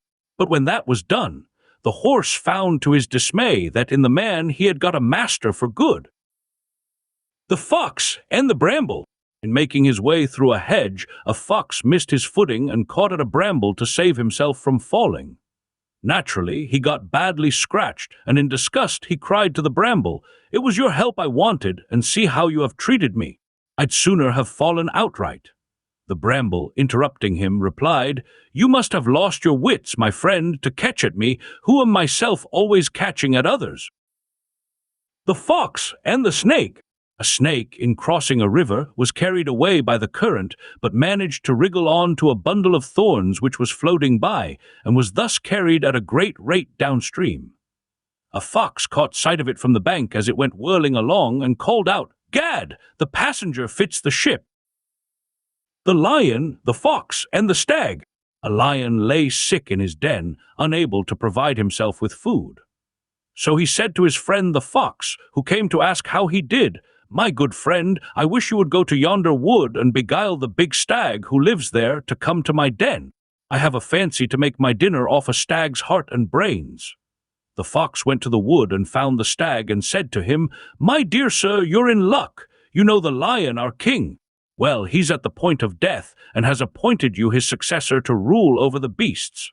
I hope you won't forget that I was the first to bring you the good news. And now I must be going back to him, and if you take my advice, you'll come too and be with him at the last." The stag was highly flattered and followed the fox to the lion's den, suspecting nothing. No sooner had he got inside than the lion sprang upon him, but he misjudged his spring, and the stag got away with only his ears torn and returned as fast as he could to the shelter of the wood. The fox was much mortified, and the lion, too, was dreadfully disappointed, for he was getting very hungry in spite of his illness. So he begged the fox to have another try at coaxing the stag to his den.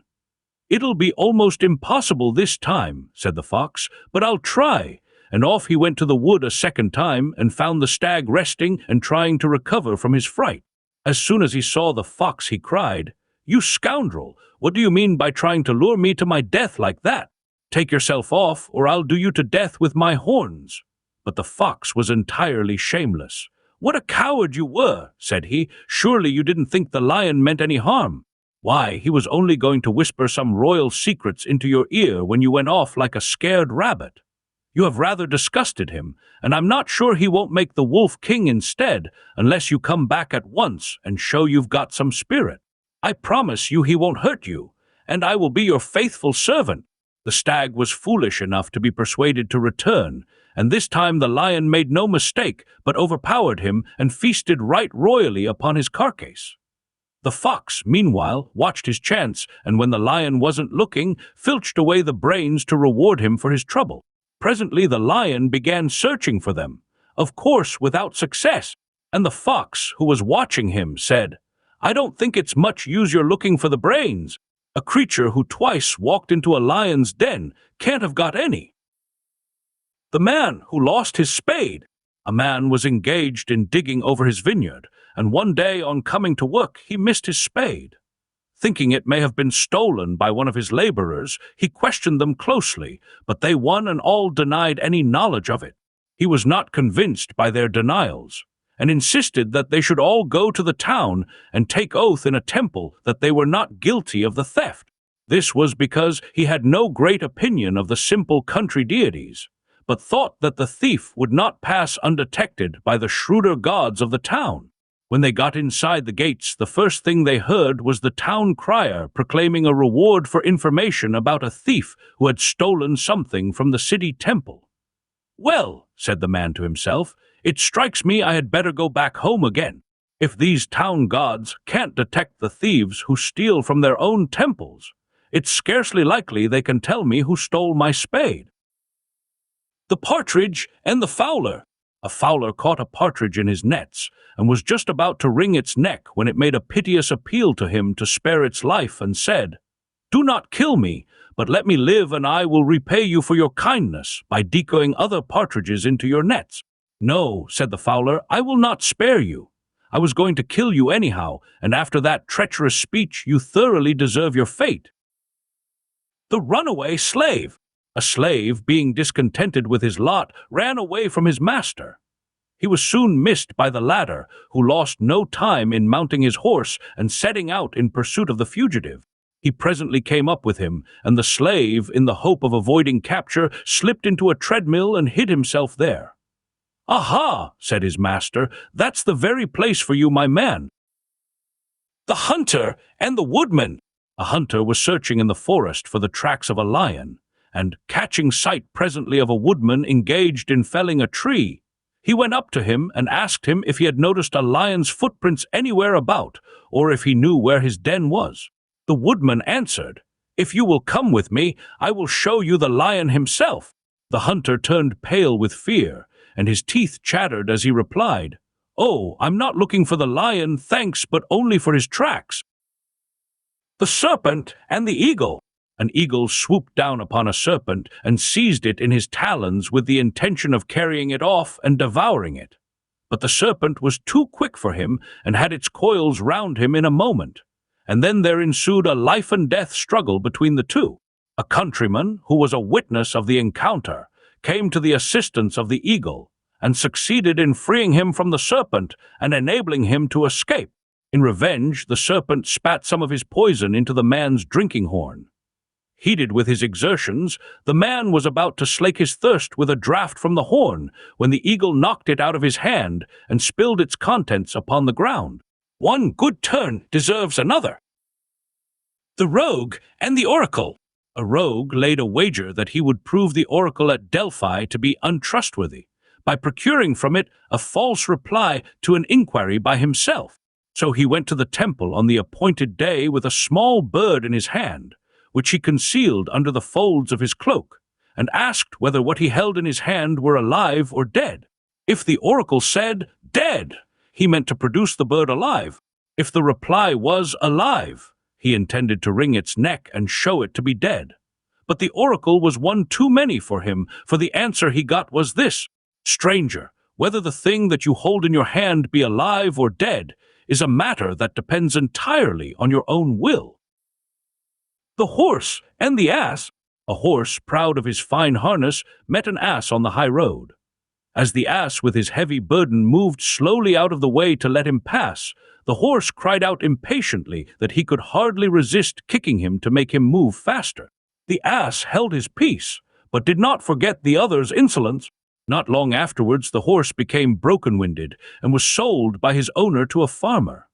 One day, as he was drawing a dung cart, he met the ass again, who in turn derided him and said, "Aha! You never thought to come to this, did you? You who were so proud. Where are all your gay trappings now?" The Dog chasing a Wolf. A dog was chasing a wolf, and as he ran he thought what a fine fellow he was, and what strong legs he had, and how quickly they covered the ground. "Now there's this wolf," he said to himself. "What a poor creature he is. He's no match for me, and he knows it, and so he runs away." But the wolf looked round just then and said, "Don't you imagine I'm running away from you, my friend? It's your master I'm afraid of." Grief and his due. When Jupiter was assigning the various gods their privileges, it so happened that Grief was not present with the rest. But when all had received their share, he too entered and claimed his due. Jupiter was at a loss to know what to do, for there was nothing left for him. However, at last he decided that to him should belong the tears that are shed for the dead. Thus it is the same with Grief as it is with the other gods. The more devoutly men render to him his due, the more lavish is he of that which he has to bestow. It is not well, therefore, to mourn long for the departed. Else Grief, whose sole pleasure is in such mourning, will be quick to send fresh cause for tears. The Hawk, the Kite, and the Pigeons. The pigeons in a certain dovecote were persecuted by a kite, who every now and then swooped down and carried off one of their number. So they invited a hawk into the dovecote to defend them against their enemy. But they soon repented of their folly, for the hawk killed more of them in a day than the kite had done in a year. The Woman and the Farmer. A woman who had lately lost her husband used to go every day to his grave and lament her loss. A farmer, who was engaged in ploughing not far from the spot, set eyes upon the woman and desired to have her for his wife. So he left his plough and came and sat by her side and began to shed tears himself. She asked him why he wept, and he replied, "I have lately lost my wife, who was very dear to me, and tears ease my grief." "And I," said she, "have lost my husband." And so for a while they mourned in silence.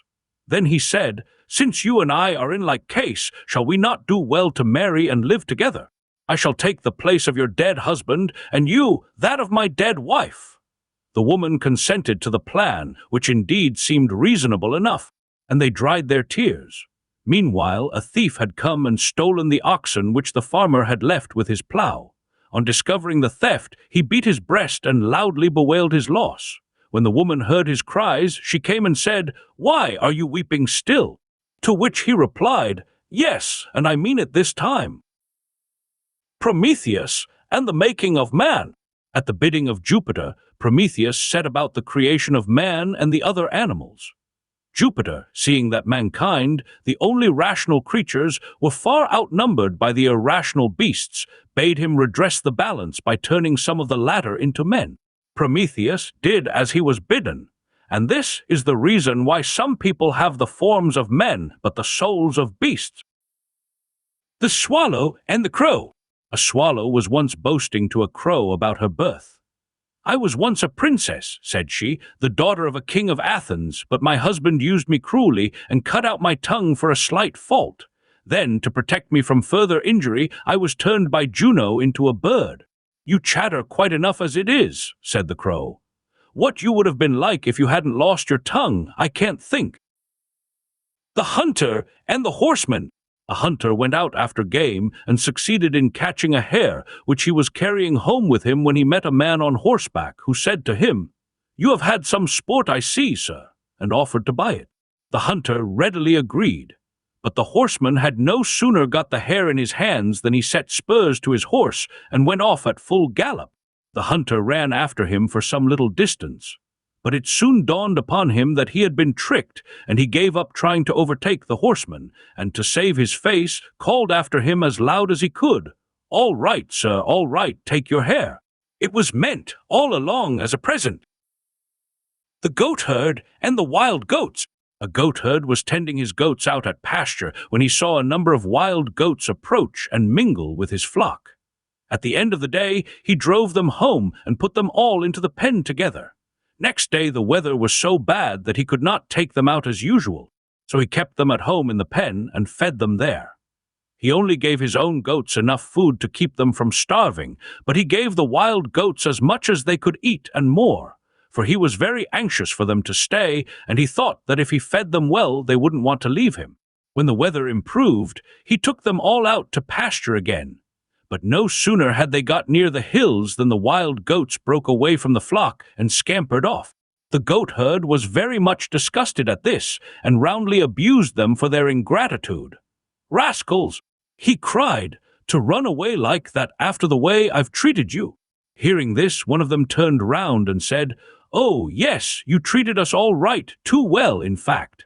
It was just that put us on our guard. If you treat newcomers like ourselves so much better than your own flock, it's more than likely that, if another lot of strange goats joined yours, we should then be neglected in favor of the last comers." The Nightingale and the Swallow. A swallow, conversing with a nightingale, advised her to quit the leafy coverts where she made her home, and to come and live with men like herself and nest under the shelter of their roofs.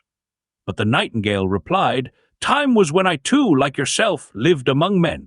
But the memory of the cruel wrongs I then suffered makes them hateful to me, and never again will I approach their dwellings.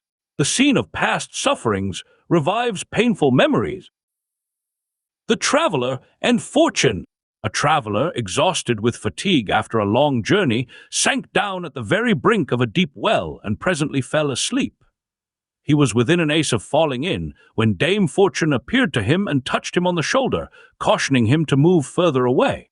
"Wake up, good sir, I pray you," she said. "Had you fallen into the well, the blame would have been thrown not on your own folly, but on me, Fortune." The Quack Doctor.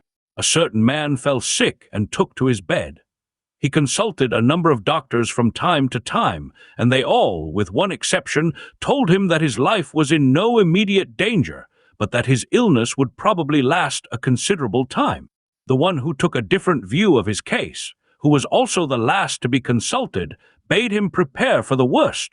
"You have not 24 hours to live," said he, "and I fear I can do nothing." As it turned out, however, he was quite wrong, for at the end of a few days the sick man quitted his bed and took a walk abroad, looking, it is true, as pale as a ghost. In the course of his walk he met the doctor who had prophesied his death. "Dear me," said the latter, "how do you do? You are fresh from the other world, no doubt. Pray, how are our departed friends getting on there?" "Most comfortably," replied the other, "for they have drunk the water of oblivion and have forgotten all the troubles of life. By the way, just before I left, the authorities were making arrangements to prosecute all the doctors. because they won't let sick men die in the course of nature, but use their arts to keep them alive. They were going to charge you along with the rest, till I assured them that you were no doctor, but a mere impostor.